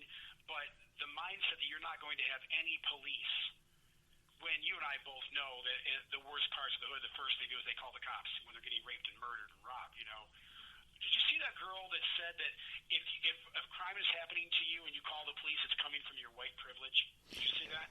yes, I saw that. I saw the BLM. There's so much shit going on. The BLM leader that's out there talking about defund the police, yet she has private security. You know what I mean? Right, yeah, well, I'm watching this woman, and she's white, by the way, but she's a BLM person. And she's saying, and the guy says to her, well, you know, what if someone's breaking into your home at 3 o'clock in the morning with a knife? And she said, if you call the police, that's coming from your white privilege. And instead of pushing back and going, so what do? Psychopath? You just let the guy rape and murder you so you don't have white privilege? How is a woman asking for help at 3 o'clock in the morning while an intruder's breaking into her home coming from her white privilege? And you don't think minorities make that phone call? I mean, this is just, you know what I mean? It's insanity. They don't want you to have. Well, then you had a psychiatrist, right? That just came out and made a statement. You saw that statement about coming out and she would be doing the world a favor. She had a dream, like a dream Dreams about killing white people. about just shooting up the white walking up and just shooting white people. Come on, man. I hate them so much. And then she comes back and says, "Oh, you took everything I said out of context." Right. No, that was absolutely. You couldn't get more context if you tried. Of course, you took it out of context. Now, what if I said that about the other people? You know what I'm saying? Listen, you and I both know if you had come out and said, "I had a dream. I want to kill all the black people. I hate the black people. They should all die." Blah blah blah. Yeah. You'd be excoriated and probably prosecuted. No question, with a hate crime. But see, that's what I mean by that animus that's taking place in here now. People are seeing that. Like, I saw that and that infuriated me. She's a beautiful, intelligent woman, and she's saying horrible, monstrous things. And by the way, just so you know, genetically, people of Iranian and those specific Persian and Farsi Middle Eastern bloodlines, you know who they are genetically? They're European. You can look it up. They're a European bloodline. It's the same bloodline. Same bloodline as the Chaldeans, which traces back to the same bloodline as the Germanics. So these people don't even know who they are genetically. It's like Andrea Ocasio-Cortez's bloodline. If you actually go look up her family online, she's got Spanish blood and she's got European blood. She's basically white, and Spaniards come from a European line, the same line you find in Italy, exact same bloodline, and it's a European bloodline. So while she's screaming white, white, white, white, white all day long, when she was young, she called herself Sandy from the Block. That was her nickname, Sandy from the Block. And she listened to the Backstreet Boys and NSYNC. Her whole history is out there for anybody who wants to go look her up. Oh, this whole militant, guerrilla mama thing she's doing now, it's all garbage. Yeah. She didn't do any of that until she got into poli-sci in school, and now she's pretending this is this warrior she's always been, and it's not. She's total fake. And then you saw about where her mom's living? No. So her mom's living in this ramshackle hellhole in, is it Guatemala or El Salvador? If you look it up online, it'll come right up. Ocasio's mom. She lives in this horrible, broken-down shack. And she actually has said, it's Donald Trump's fault my mom lives in this shithole because he supposedly cut off some kind of funding. Well, it turned out, no, he did not cut off the funding she was talking about. That was a lie.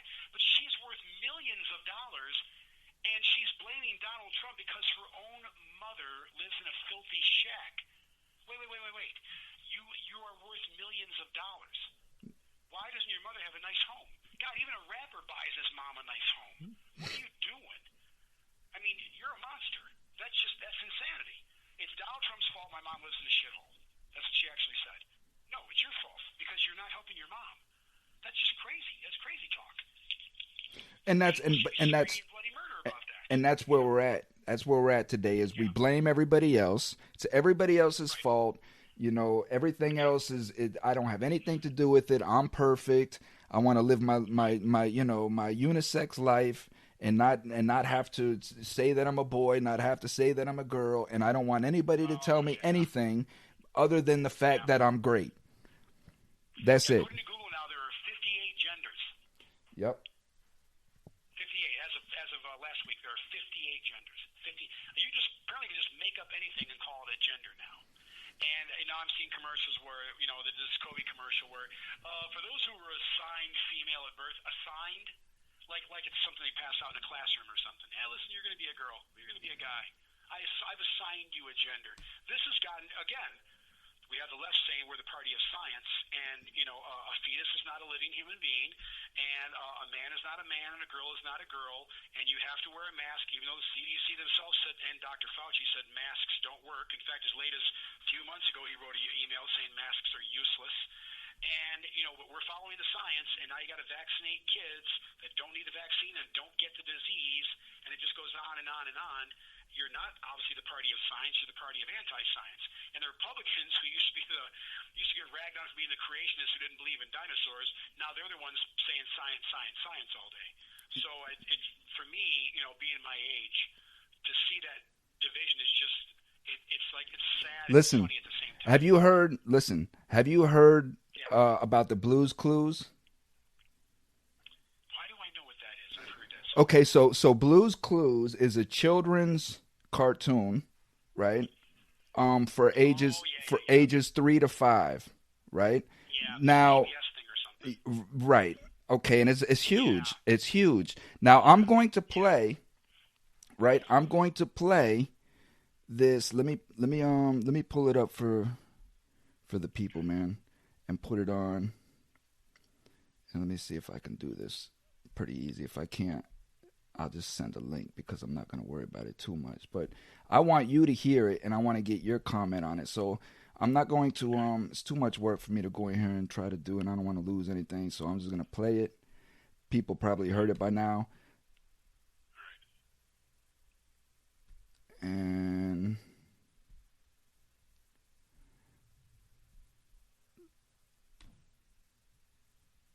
hold on, let me see if I can get it to.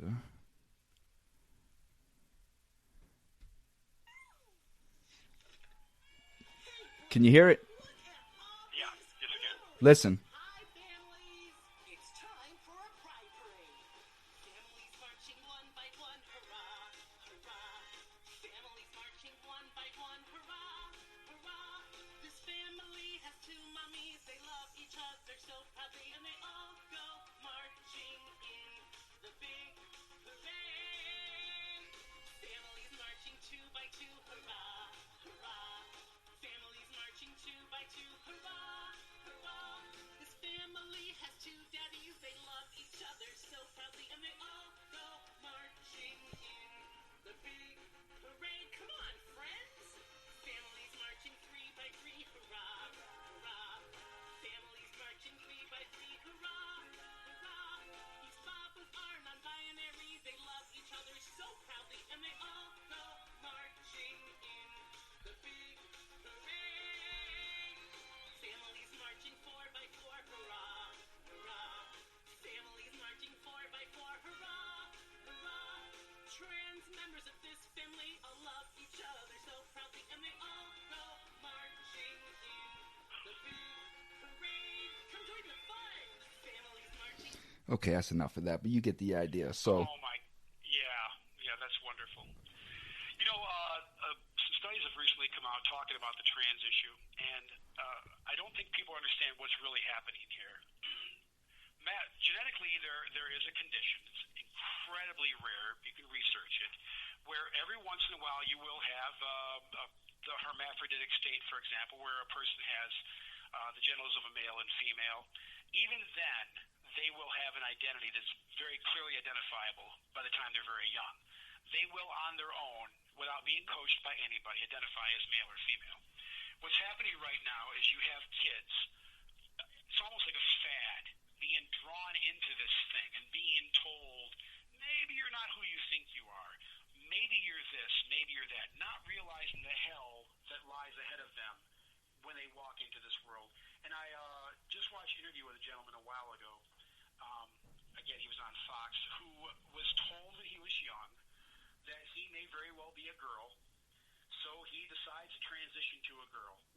And his life has been a 20 to 30 year hell of surgeries and medications and confusion and people telling him this and telling him he's that. And the fact is he was just a very susceptible kid.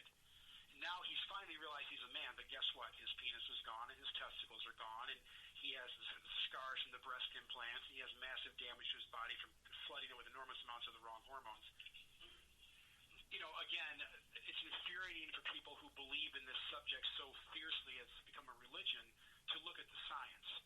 But it's become so easy now for a child to say to a counselor, I'm having a problem. They go, oh, well, you're probably another gender. yep. You're probably, so let's get you set up right now and start pouring drugs into your body. And to me, it is an abomination of science to put those kinds of drugs into a child because you are going to cause horrendous harm to the child. Now, again, what an adult does with their body and a clear, cogent mind is a very different thing. We don't let you drive till you're a certain age. We don't let you drink till you're a certain age. We don't let you buy a gun or vote or enter the military till you're a certain age. But you can decide at 4 that you're a girl when you're a boy. Right. And But you know that you want a sex change. Come right. on, man. We will cut Stop off it. body parts, we will sew on body parts, and we will pour drugs into you that will massively distort who you are. Now, what we don't know right now is the long-term effects of these insane drug protocols because this is very new. In my day, there were sex changes available.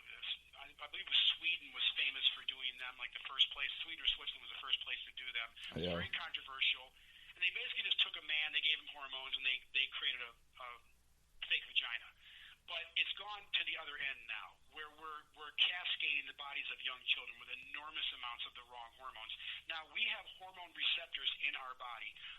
sorry, people, this is a genetic fact.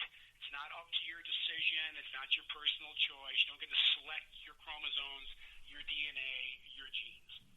You have receptors in the body that receive specific types of hormones. So men have a larger number, of course, of hormone receptors for testosterone. And in men, feminizing hormones interfere with testosterone and cause horrendous side effects. When men get older, testosterone is converted to feminizing hormones like estradiol, and we have horrible prostate problems. So guess what happens to transgendered men who turn themselves into women? They flood their bodies with these hormones, and you ruin the prostate, and you ensure horrible prostate problems and likely serious prostate cancer. We're going to see a massive rise of that. Now you have to take prostate medications just to urinate because they don't remove the prostate.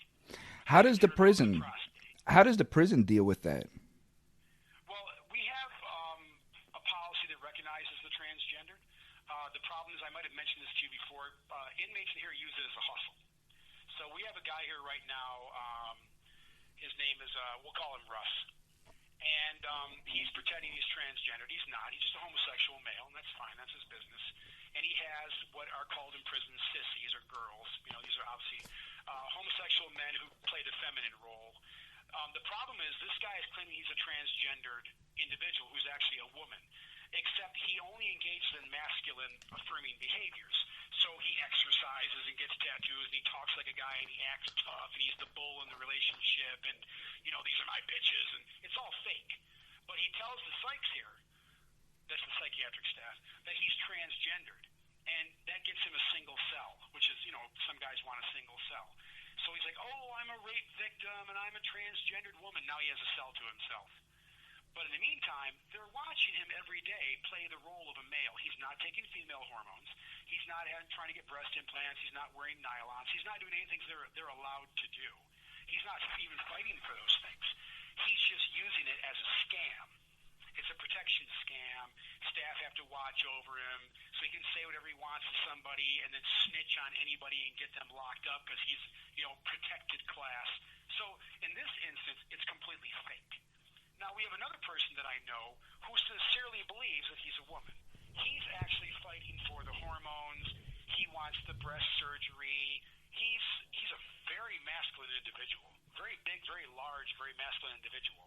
But he's very open about his homosexuality, and he's convinced that he's a woman, and he's actually fighting, and he's actually beginning, you know, treatment and things. Now, he's on his way home, so he'll continue that in the world. So in prison, it is recognized in Michigan. But for most of the guys that are doing it, and there's another guy, we'll call him Devil. It's kind of like what his nickname is. He's also faking it. He has another nickname, Wolf. Yeah, he's faking it completely. 2 years ago, he was the head Satanist in the MDOC. Then he decided he was a transgendered woman. So prisoners are able to use it as a hustle, like so many other things, and get things for themselves. If they're homosexuals, they can get special protections and you know, feminine hygiene products and all these crazy things they couldn't normally get just by being homosexual. So it's really a hustle and a scam in here, and we have very few numbers of those that are sincere about it, that are actually fighting for the transition. It's mostly just to get the stuff that they want. It's kind of like we have people pretending to be certain religions because they want the benefits of the religion. The same thing's happening with that. We have some guys that are absolutely sincere Muslims, you know, and sincere Jewish prisoners and sincere Buddhist prisoners and so on. And we have some that use it as hustle because they want incense or special meals or the clothing or whatever it may be. So the same thing happens. But in both cases, there's a mild recognition of the right, whether it's the religious right or the transgender right.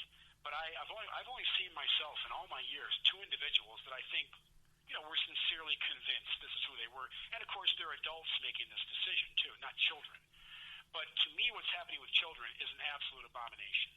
Again, I don't believe in telling anybody what to do. But when you're doing something like this to a child, you know, a child who's not allowed to make any decisions for themselves. Christ, the parents control what kind of music they can listen to. And yet, the kid can go, yeah, I want to be a girl. And if the parent were to say no, you actually have a court hearing, you could lose your child. I mean, this is insanity. Well, that's what's insane about the Blues Clues, you know, episode is you're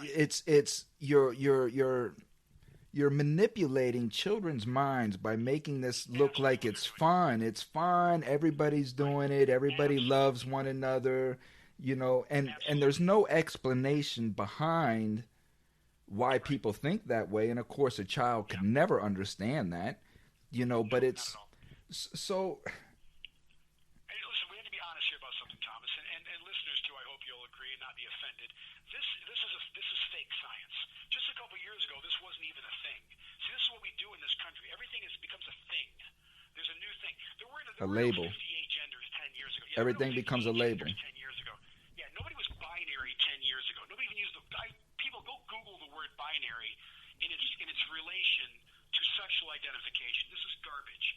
This is new garbage being made up, and every day it's a new gender, and it never stops. So you have people that have absolute medical issues. That's one thing. Then you have a bunch of messed up kids that are just creating crazy identifications for themselves and then saying to you, you must not only honor this, but do everything I say you have to do because of it. Workplaces are making employees identify themselves by pronouns. This is the height of ludicrousy.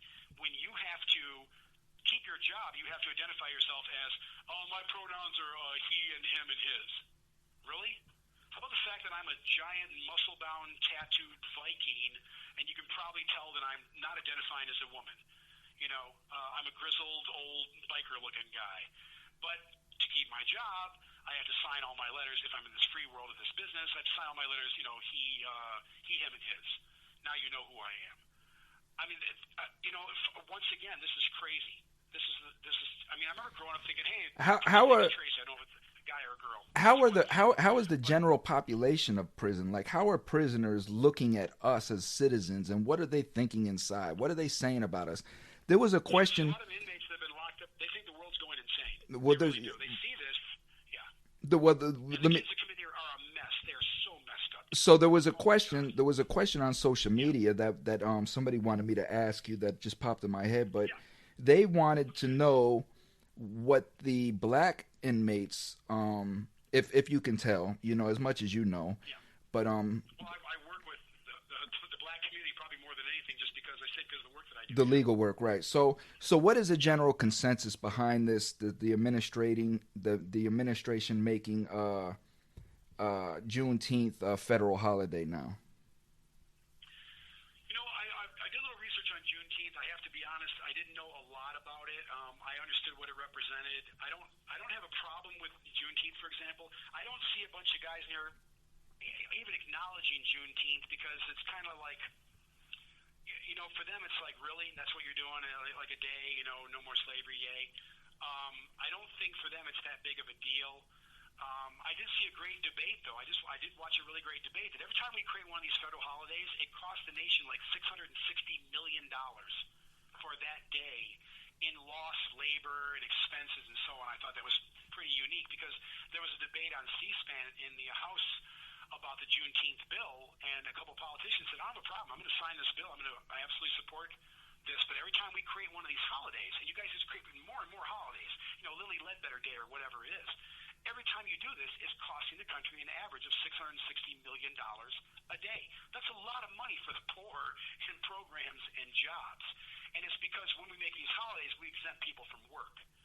And so it seems like what we should be doing is creating the holidays, but cutting this work nonsense out, because it's really costing. That $660 million, just so you know, is not what it costs businesses. It's what it costs the United States government in losses alone. So nobody really cared so much about that holiday as much as they care about this, and we talk about this all the time, the complete lack of the criminal justice reforms we've been fighting for and, I guess, rioting for the last 2 years. That's infuriating to everyone. We are not passing. When Biden came in, everyone knows the first thing he did was the whole transgender student-athlete thing. Mm-hmm. The brand new president of the United States, the man who was going to undo everything that Trump did and save the nation, unite us all together, did one of the most divisive things he could have possibly done his very first day in office.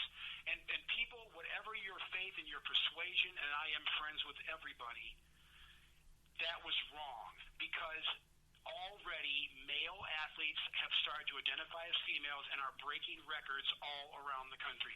They're taking every woman's record in everything, track, tennis, weightlifting, you name it, they're doing it. That is not fair.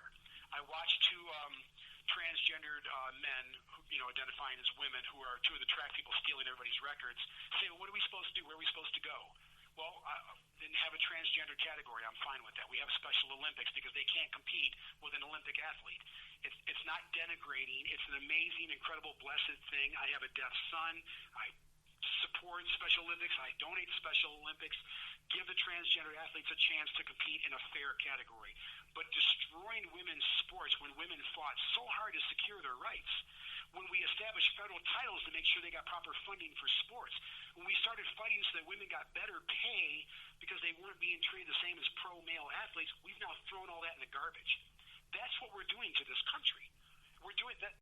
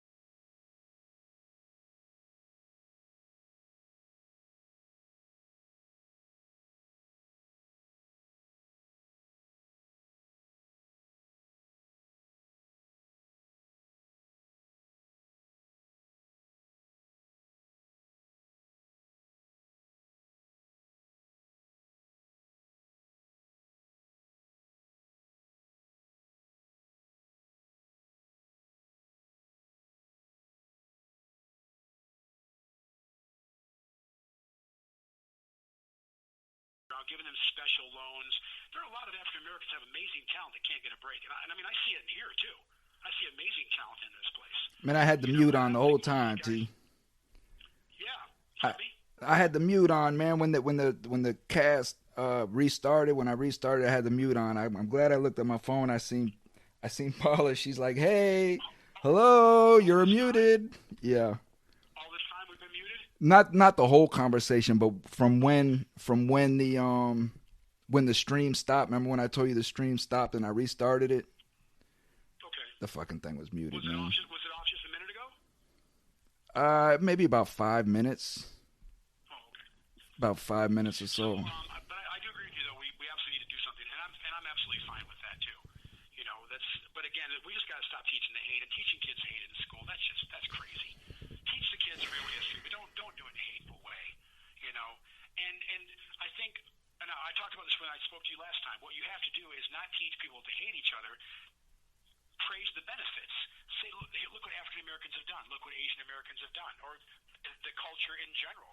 Look at the beauty of their craft, their art, their music, their food. You know, the African cloth making. I mean, amazing the stuff that they do on the looms. You know, all these things should be given to kids to say, hey, they're just as good as you. They're not inferior in any way. They might be different. They have different things they do in their culture than you. They might eat different food than you. It doesn't make them less. And here's all the wonderful things they brought to our culture, the wonderful things they have in their culture. As much as it seems like I was beating up on China, I mentioned I love Chinese culture. The Chinese people are amazing. Their sense of family is unbelievable. You know, they don't have a lot of retirement homes in China because they take in their elders. They don't put them in homes, leave them to die. No, yeah, China's a very disciplined, very, very disciplined country. Absolutely, yeah. They take in their elders. And the same in Japan, too. They have enormous respect for their elders. And you know, we don't have that in America. We just toss them in these horrible homes and leave them there to, you know, stare at a little TV screen until they die. So that's, you know, so they're ahead of us in many ways. And the way they use technology is amazing. But there are things about China that we absolutely don't want America to be a part of. And we have the power in this country to make China change without violence. But we're not doing that because there's too many profit incentives. China wants basketball. If the NBA said, you know what, why don't you stop gang raping and murdering the Uyghurs? China would instantly stop because they want NBA teams, because they want the best basketball players in the world over there, because basketball is huge in China. And the fact is they wanted to see African American players over there going up against Chinese players.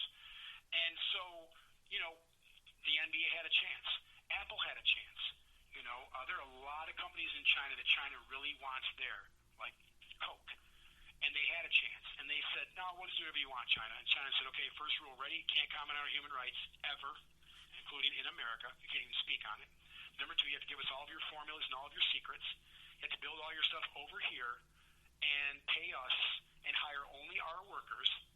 And then you have to, if you want to bring any experts over, they can come over, but then you got to train our guys to be experts. You can't have your experts working over here, which is one of the rules they have in China.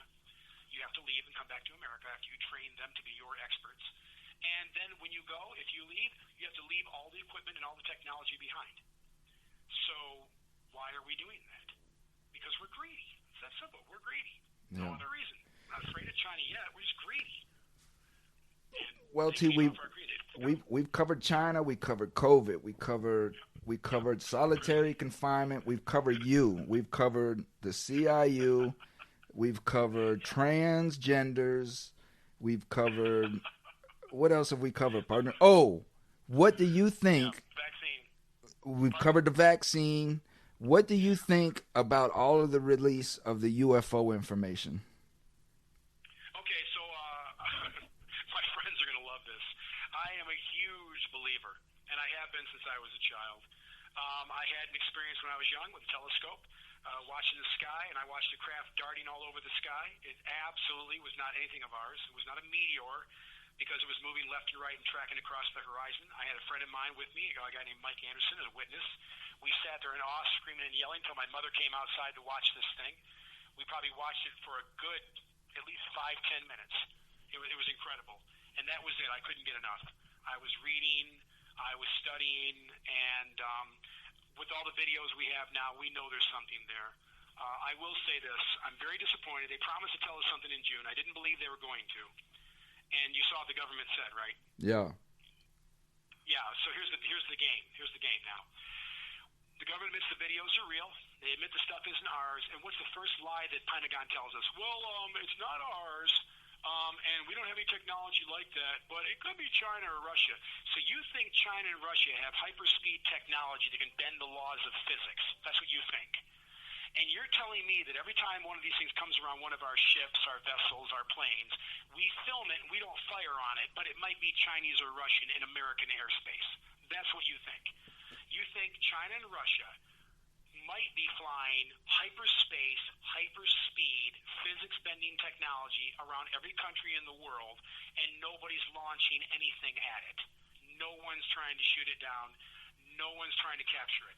You fly a spy plane over Russia, and to this day they will try and shoot it down. But we're not trying to shoot these things down. People, if you believe that, well, I've got a bridge to sell you, because that's insanity. Obviously, the government now admits these videos are legit. But why now? See the technology there. Why now? Why are they releasing all this information now? Because there's too much, and what's happening right now is, in fact, there's some great videos online. Gunship pilots, fighter pilots now, are using their iPhones to film things. So they have a camera on the front. They have a FLIR system with a forward-looking infrared, and it has a variety of capabilities. You can detect heat and cold and so on, energy signatures and the like. And it has an enormous range on it also. And of course, if you've seen the videos, it can track. But these guys are pulling out their iPhones now and getting incredible footage of these craft, much better than what we're seeing on those gun cameras. Because those gun camera videos are going back to the government, who then gives us back whatever they let us have. So these guys are taking iPhone footage. If you guys just go online and watch the video of the craft in Greece, I think it's around 2017, you're going to see something the size of a football stadium, a ship hanging in the clouds, tilting down to almost vertical, and they look like it's having engine failure, basically, tilting back up into the cloud line. It was filmed by like 40 people on a jet for an enormous amount of time. I mean, obviously, this is not a mirage. It's not Venus. It's not swamp gas. It's not some stealth. It's not a weather balloon. The U.S. government that we don't know about. Yeah, it's not a weather balloon. This is idiocy, people. We're being lied to. And what I think the release of all of this information now again is distractions. You know, it's something to keep the people focused on something other than what's relevant.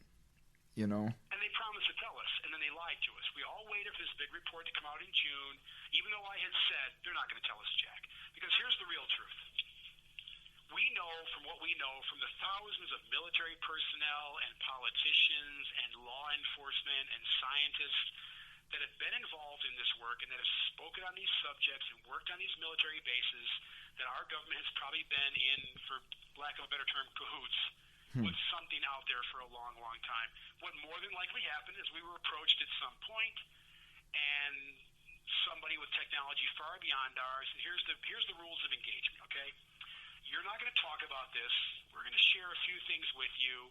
You're not going to tell the public about us. If you tell the public about us, something really bad is going to happen. And a friend of mine said to me, "Well, what would happen?" Well, let's say you're an alien race with super technology. Now the government says, yeah, we've worked with these guys for 70 years. What do you think the world would do? And I don't mean there's no fear anymore. Everybody knows there's something out there. They used to tell us years ago, oh, it would destroy religion. There'd be riots in the streets. No, that's garbage. What it turns out is they'd be very mad at the aliens. It would be, you've been coming here for thousands of years, and you haven't helped us cure cancer. You haven't given us an alternative energy source. My mother died of a brain tumor. You could have fixed that. You guys live forever? Really? You live to be 20,000, 30,000 years old? You could help us solve all of our problems. And we would want that, and we would demand that. And we would be furious they didn't do that. Then we'd be demanding to tell the government, you took all this crap from them to make your little weapons and your little toys and your little monitors and your stealth technology and whatever else, and you didn't ask them for a cure for heart disease or childhood diseases. Oh, they did. I'm sure they did. And I'm sure if anyone of importance, if any one of the 1% was to catch any of that, they probably have a hospital where aliens come and visit. You know, well, who knows? Thank you. That's my next point. I have to absolutely believe that certain people in power are being blessed by this technology in this context. Just to give you an example, Dick Cheney is one of the most jacked up, out of shape people in the world. The guy's had like, what, five heart attacks? No, seriously, he's a freaking physical train wreck. How is he still alive? Carter is like 150 years old, and he's just had a massive brain tumor at like 98. But why those two people? Why are the aliens going to keep those two people alive? It's not so much them as I think there's some kind of a promise to the elites. Think, people, when's the last time you saw any really famous, powerful person die from a more common disease at a young age? It just almost never happens. And it's not the level of medical care, quotation marks. That's a bunch of garbage. Because you can go to Johns Hopkins or the Mayo Clinic and you're not going to live to be 105 and eat like Dick Cheney eats. Something is going on there. Now, remember, that man is worth hundreds of millions, if not billions of dollars. He built a compound that's actually blocked from Google, so you can't even look at it. That's the kind of power that murderous maniac has still got. But what's probably happening in the more, and I think about this too. He built. Hold on, Dick Cheney built a compound that Google can't even see. Yeah, it's blocked on Google. You can look it up. Type in the Dick Cheney compound and try to find it on Google. It's blocked. Yeah. But think about this for a second. I made this really great point in an interview about this subject years ago. So why don't presidents go to Area 51? We've been hearing about Area 51 forever. We've known it was there. They lied and lied and lied about it. We get presidential daily schedules. We know where they're going. We know when they're going to a base. We know everything they do. So why aren't any of them going to we have, of course, the Dulce base in New Mexico, too, but why aren't they going to our most secret bases? Why didn't even Donald Trump? He's got Tucker Carlson ask him about aliens. Why didn't Trump take one day and go, you know what? I'm going to solve this whole thing. I'm going to go check out Area 51. Why didn't Obama, 2 terms, who was asked about aliens all the time, and John Podesta wanted to release all the records. His chief of staff wanted the stuff released. Hillary Clinton was fighting to get it released. Why didn't Hillary and Bill just go to Area 51? Why don't they go to the base in Dulce, New Mexico that we're all hearing about? We know it's there. It's not a secret. Why aren't they going to Wright-Patterson? Why aren't they going to the places where all this stuff is simply at? Just do a tour. Why didn't Clinton just go, you know what? I'm going to go to Area 51. I'm going to check the whole thing out. I'll come back and talk to the American people. No, instead he goes to Rome and he gives that retarded speech and goes, well, Virginia, if there's aliens, they didn't tell me. Really? Yeah. Well, let me tell you something. Virginia, if there's aliens there, they didn't tell me about it. Really, Bill? They didn't. What do you mean they didn't tell you? You're the goddamn president of the United States. All you've got to do is land. Dollar in the swear jar. Sorry, Paula. You know, land Air Force One on that massive Starship runway they've got, by the biggest runways in the world, in Area 51. Why? That Starship runway there. Go land on that thing and say, hey, what's in that building? Hey, I got this guy that was out here talking about working on this base and aliens and spacecraft. He says they're all on S4. I know where S4 is. I saw it on a map. Let's go check it out real quick. You know what they'll do? I'll tell you what they'll do, just so everybody out there knows. They'll say, sorry, Mr. President, you're not allowed to do that. No president goes to Area 51. No president visits Area 51. Trump didn't. Biden didn't. Obama didn't. Carter didn't. Ford. We can go on down the line since that base was opened up. Nobody goes to Area 51. No president goes to the Dulce base. None of them go to any of our secret bases. Why? They go to bases all the time. Why hasn't one president said, you know what? I'm going to go out to Area 51 and I'm going to solve this whole thing. I'm going to fix it. And to this day, it's like, oh, we just developed some jet technology there. There's nothing there to see. Well, then let us see it. Show us if there's a plane you can't show us, that's fine. But give us a tour of the base. AT. If there's no aliens there. Yeah, go ahead. Man, we've been on here for 3 hours and 15 minutes, partner. Oh, yeah. Listen. I'm wearing out listeners. Listen, no, it's okay, brother. We love you, man, and they're still riding with us. They come, they go, but it doesn't matter, man. Bless their hearts. Listen, man, I want to wrap up with talking about you. Okay. I want to know how you're doing. How are you doing, T? Very hopeful. Obviously, I've been collecting tons of information for the big battle ahead. I'm hopeful the CIU is finally going to get this thing moving. Our goal right now is to get the Attorney General to take the action necessary to get me the hearing to get me out. That's all we're really waiting on right now. The investigation's concluded. They don't need anything else. They've made it clear they don't need any more documents or witnesses or anything. So we have to put pressure on the AG. We're in limbo. We have to put pressure on the. We're in limbo. Yeah. Okay. I want to do it respectfully because I think she's a good woman and I think she has a good heart. But yeah, there's no momentum going forward as far as we can tell, and so I'm just sitting here in limbo doing time.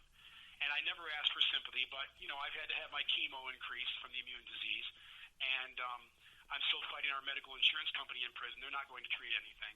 And so I could get care when I get out, but I'm not going to get it in here. So that's making things a lot worse. And again, I'm not asking anybody to feel sorry for me, but it is what I'm dealing with. How you doing on food? You eating good and all that stuff?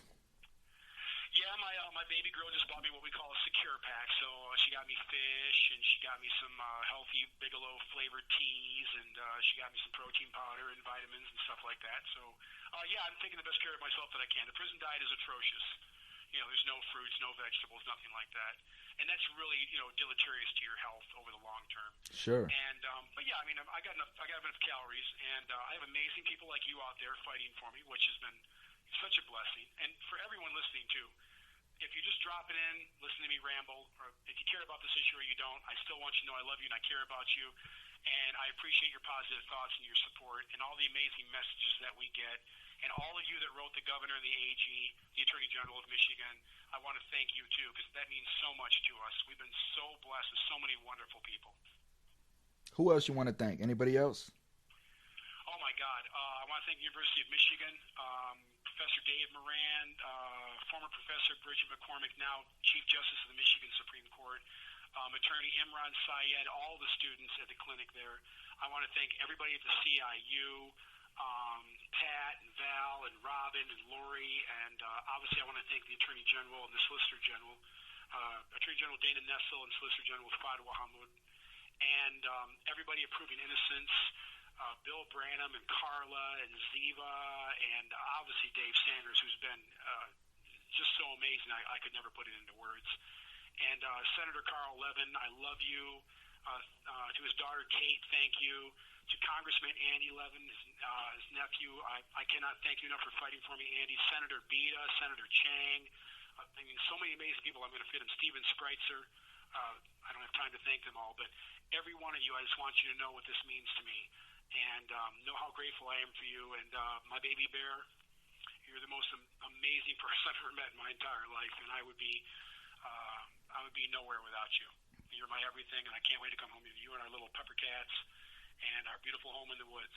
And for everybody out there fighting in the cause and the struggle, keep fighting. Don't give up. Don't lose hope. Educate yourself on every possible topic, because information is the greatest weapon you will ever have.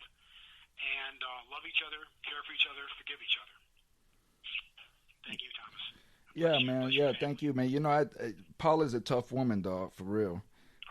And yeah, I talk to her on the side every once in a while. And you're talking about an individual that came in, right? That came into this situation. She didn't grow with this situation. She came into this situation.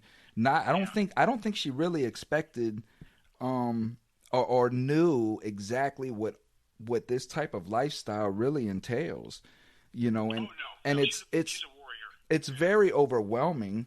And when you start to find out, because her and I text on the side, she'll send me an email or something, and she'll tell me like, oh, she loves you. She's crazy about you. Yeah, she's like, everything just takes so long, and I'm like, that's what it is. There's nothing that takes weeks. Nothing takes weeks. It all takes months, years. And that's what I told her. I'm like, I used to just put emotion in and forget about it. You know what I mean? Right. And wait to hear back on it, because it'll drive you crazy sitting there waiting. But T, man, I love you, man. I love you, man. And that takes me back to something. I want people to remember. Look what Thomas did. He did time. He educated himself. He learned the law. He fought. He got out, and look what he's doing right now. He's one person, and he's making a huge difference. And Paula, just so everybody out there knows, she was a million miles from who she is right now. Just a year and a half ago, she was working for a bank. She had a quiet life in a little farmhouse. She had her dog, and she would go to bed early at night, read, and fall asleep, and wake up in the morning and start all over again. And she reached out to me, I'm sure having no idea what lay in store, and said, I saw your story. I feel bad for you. Is there anything I can do to help? Or do you just need a friend? And she came into this, no idea what she was doing. And she decided one day, you know what? You don't belong there. This isn't right, so I'm going to help. And she just started fighting all on her own. I didn't have to say, honey, I need you to get me out of here, and start begging and pleading like a lot of guys do. I just called one day. I'm like, what are you doing? She's like, I'm going to get you out of prison. She was serious. Yeah. And I was like, well, okay. I was laughing and joking, like, hey, 1,000 lawyers or $1 million couldn't do it. And she's like, yeah, well, I'm going to do it. And next thing you know, she's building my Facebook page, and she's changing her Facebook page, and she's researching and contacting groups. And in this year and a half, she's had me on 10 podcasts, and we have more lined up. We have 2 documentaries in the works. 2 movie crews are working on this case. We have dozens of media interviews and newspaper articles, and now she's linked to hundreds of organizations around the world, and we're helping those people now. We're promoting other people's cases. So people in a year and a half, this innocent little girl with no knowledge of this subject has become a champion now, and people are turning to her for guidance. People have been fighting for years, are turning to her and asking her questions, asking her for leadership. So that's who you all are, and that's who you can be. It doesn't take a bunch of money, and it doesn't even take a lot of knowledge. It just takes that drive, that willingness to say, you know what, I'm going to go make a difference. And she's conducting rallies now, and they're turning out great. Our rally that she organized all by herself was bigger than the rally that was backed by a Michigan senator. Yeah, no, she's a beast. Which she also would do. Yeah, hers was way bigger, like 3 times bigger. Yeah, she's a beast. I'm not saying that to brag. No. I'm not saying that to brag. That's just kudos. I want you all to know that that's who she is. She went out there and did this, and every one of you can do this. Yeah. You can develop so much meaning and so much purpose in your life if you want to. And even if you have a job, a career, kids, duties, disabilities, there's something you can do to make a difference. And now we're linked to all these amazing people, and we can help so many people now. Yeah, you can't see it, but I have the picture that I have up on you on the site is the one where she's standing in front of you. You got your arms around her. So that's my little baby bear. That's the picture that I have up, on the site as we've been discussing this whole time. So, no, she really is, man, and I want to give her a shout out on the air, just for that, because she's a trooper, and there's so many women out there, that are doing that for their men because they believe in them. They know that the system is fucked up, and and I want to applaud them. There's a lot of great women out there fighting. And men fighting for their women, too. The numbers, fortunately, there aren't as many women in this situation, though they are out there. Men, too. Some of these women, they give and give and give and fight and fight and fight. And you girls, you are stormtroopers. You guys are warriors. And Paula, she's just a straight-up warrior. But you know what? People remember something. She wasn't when this started, but she found that thing inside of her. That's a good point. She called on that strength. Yeah, and it's been hard. And there have been, I'm sure she shed a million tears. But you know what? We're winning, and eventually I'm going to be going home. That's most important part of the battle is over, the acknowledgement of my innocence. I'm going to be coming home. Paula had a lot to do with that. And 34 years of previous effort wasn't able to accomplish as much as she has accomplished just by herself with no experience in this, because she just said, I'm going to do this, and I'm going to do it.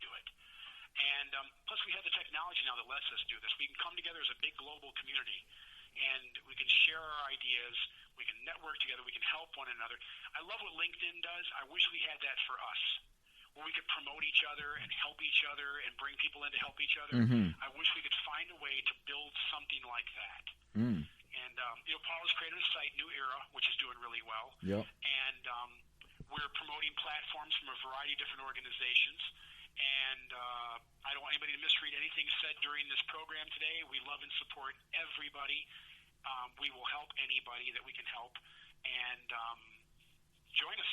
Please join us. It's for anybody that's listening or listening in the future or whatever. Our discussion has nothing to do with where we're judging anybody or we're saying that anybody's better than the next person or anything like that. All we're doing is just talking about the facts of what's going on and the repercussions of those facts. That's all we're saying. Everybody, everybody has the right to live how they want to live, and I'm the first person for that. However anybody wants to live, listen, the spiritual world is much bigger than me. I don't know. Absolutely. You know what I mean? All I know is that when your impressions are starting to push on to me, and I'm being told that I have to live that way, or I have to think that way, or I have to talk that way, and this is what's happening, and this is why we discuss these things. But I know Temujin now. I mean, we've had probably 10 hours of conversation plus all the work that I've done on the side, interacting with Paula. This man is a very caring man. He's honest as honest can be, because that's what convicts are. We speak the truth, and as I explained to people, like when you went on your 2-minute break, we talk fast, and we talk super fast, and we're very straightforward because our conversations are condensed into 15-minute phone calls. We don't have time to beat around the bush. We don't have time to paint a pretty story. Listen, these are the facts. This is what it is. This is what needs to get done. Right. And a lot of times a lot of times it comes across as rude or harsh or blunt or anything like that. But Temujin's not that way. I'm not that way. We're not that way. Convicts aren't that way. Convicts just want people. We get more frustrated because nobody wants to listen and nobody wants to believe us because we've been labeled as convicts. We've been labeled as criminals. Right. Yep. You know what we see the most, and I want everybody to understand this, is we see people picking up on a phrase and not a message. So, for example, when I say I don't like the fact that Biden shut down that pipeline, right away some people will go, "Oh my God, he supports oil. He's horrible. He hates wind power." No. Right. My argument for logic for all of us, for the whole nation, is this. We need alternative sources. Develop the alternative sources, and then you can restrict the other source. People, we need just to use simple common sense. We're too reactionary to everything. Oh, my God, he said something about transgenders. No, what I said is we shouldn't be taking 3-year-old children and putting them on enormously powerful hormones. Man, listen. I also said in that same message, grown adults can make their own decisions. When I sit here and I say I don't agree with Biden, I'm automatically a Trump supporter and I'm automatically racist. Yeah, exactly, which is insane. It's because insane. He said things like you can grab a woman's vagina and get away with it when you're wealthy and powerful. I don't agree with that or support that. But I like the fact that he told China, you're going to pay taxes because we pay taxes to you. That's Those right. are tariffs. People got mad about that because we were kissing China's rear. Again, that doesn't mean I think Trump's the greatest human being that ever lived. But the important part, people, when you listen to these programs, whether it's me or anybody else, look at the message. And my message is not, I love oil, I hate natural energy. My message is, we're not there yet. You're not going to get rid of cars in 10 years. It's not going to happen. So let's put a bunch of money into solar and wind and fusion, which is really getting kicked to the curb and should be getting looked at a lot more than it is. And safe nuclear energy and even other sources. Remember what happened to switchgrass and alternative fuels. But we're not doing that. We're saying get rid of the oil now, forget the devastating effect on the economy, crush ourselves financially, and we're still not going to be building solar panels in the U.S. because guess what? China already makes the best ones way cheaper. And they have the rare earth minerals you need to make them. So quit pretending when Biden's like, we're going to build solar power plants everywhere. No, we're not. We're not going to make solar panels here. It's not going to happen. So let's look at other technologies. Let's look at more efficient engines until we're to that point. Whether it's the transgender issue or the racial issue or anything, don't get mad that I said this racial garbage in school is hurting kids, because it is hurting kids. Teach kids to love each other. Yeah. Don't teach kids math and science. Just stick to math and science, history, things of that nature. Just stick to that. We have the worst students in the world. Kids in clapboard schools in Africa with little chalkboards are way better than our kids. That's the truth, man. That's the truth. We are the worst. We are getting beaten by every poor, broke, do-nothing nation because the kids there value education. They don't have time to teach the kids critical race theory, so in those little African clapboard schools, those kids, they can't wait to go to school. It means everything to them to have an education. And guess what? They go on and they learn math, and they learn science, and they become doctors, and they become lawyers, and they become engineers, and a lot of them leave those poor villages, and they come back and they build water mills, and they build schools, and they build hospitals. That's what we're supposed to be doing. Not telling my grandson he's a little racist monster who needs to die. Yeah. So people take the message. Don't take the quote. Yeah. And what we do is we take the quote. Did you hear what so-and-so said? Oh, my God. Yeah. So emotions. Emotions, man. Where all the division, the hater's coming from. Yeah, emotions. Emotions. And that's been my message is The government's put us in an emotional state to react emotionally because it's scientifically proven that when you're in an emotional state, you're working out of the left side of your brain.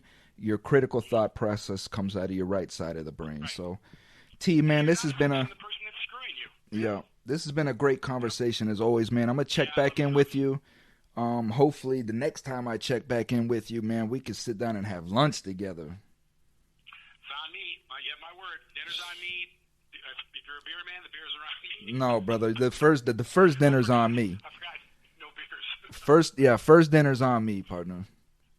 Oh, come on, dude. After all you've done for me, I can't let you do that. No, there's no question. First dinner's on me. I'm buying you dinner, man. I can buy an innocent man that just did 37 years in prison dinner, partner. All right, I'll make it something cheap like a cheeseburger. Whatever it is, but it's on me. And then I'm going in for lobster. You saying it's on you, or I'm going in for lobster. Well, we might do surf and turf then. You better get it. I'm okay with that. T, man. Everybody out there, you be good, be Yep. strong, love each other, forgive each other, bless each other. We will be victorious. Amen, man. You take care of yourself, T. And if any reason you want to get on, say something, whatever, just get the word to me and I'll set it up, partner. Okay. My love to you and yours. Absolutely. Yep, absolutely. Thank you. All right, thank you.